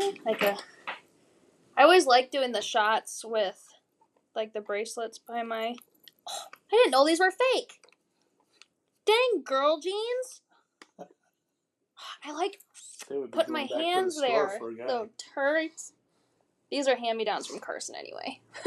She don't want them anymore, so I stole them from her because we're approximately like the same size now. Which is crazy. Want me scissors? No. No, because I don't want to ruin it. There's no pockets there. I got back pockets, well, like but no front pockets. On men's suits, they sew. Oh, yeah. The pocket. There's a pocket, but they can sew it up. You can cut that open. That would be a cool... I'll flip that back. Sorry. I just want to see. As a choker. That bracelet's a stunner. Yep. Yep. I don't sell my jewelry. I don't. She said, I didn't know you sold your jewelry. I don't sell my jewelry. I get questions about it, and I get asked all the time, but I don't sell it. Yet. Yet, at least. When she dies, it'll be worth a fortune. Oh, yeah. Okay, I'm gonna make sure to put all you ladies in my will, so each of you get to pick one of my designs when that day comes. all my ladies. Okay. Are we ready? We're ready. I'm gonna. Okay, I just refreshed this. Yeah. It's time for a giveaway. Did you already set this up? Okay. Yep. Oh no! The screen went dark. That was weird. I didn't even touch anything. I was standing way back here and it just went... Here we go. We got... You have a 1 in 37 chance. So you'll probably refresh it one more time because I just see a bunch of hearts come in. Sorry. Everybody's trying again, huh? Yeah. There we go. So anyway, here are our pretties for today while Uncle Doug's getting that ready for us. I was just making sure because there's still 37. Okay. So that was from earlier, but lots of gorgeous things. Let me know whenever you're ready, Uncle Doug, and then I'll get over there. You made me refresh it again. Sorry. I saw so many hearts. Beautiful, beautiful. Session length exceeded. Hurry up. More spin. Spin it. We'll see if it cuts out. Ah! Right when it... Dang it. Well, it's Sherry McNeil. Okay, Sherry. Sherry, you won. Hold on, I can go to this view, I think, now. Sherry won. We have reached our session limit, so... Oh, dear.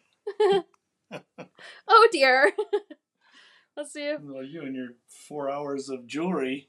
Yeah. Let's see if anybody can see that, like, in the comments. I'm curious. Anyway, Sherry, I'll message you.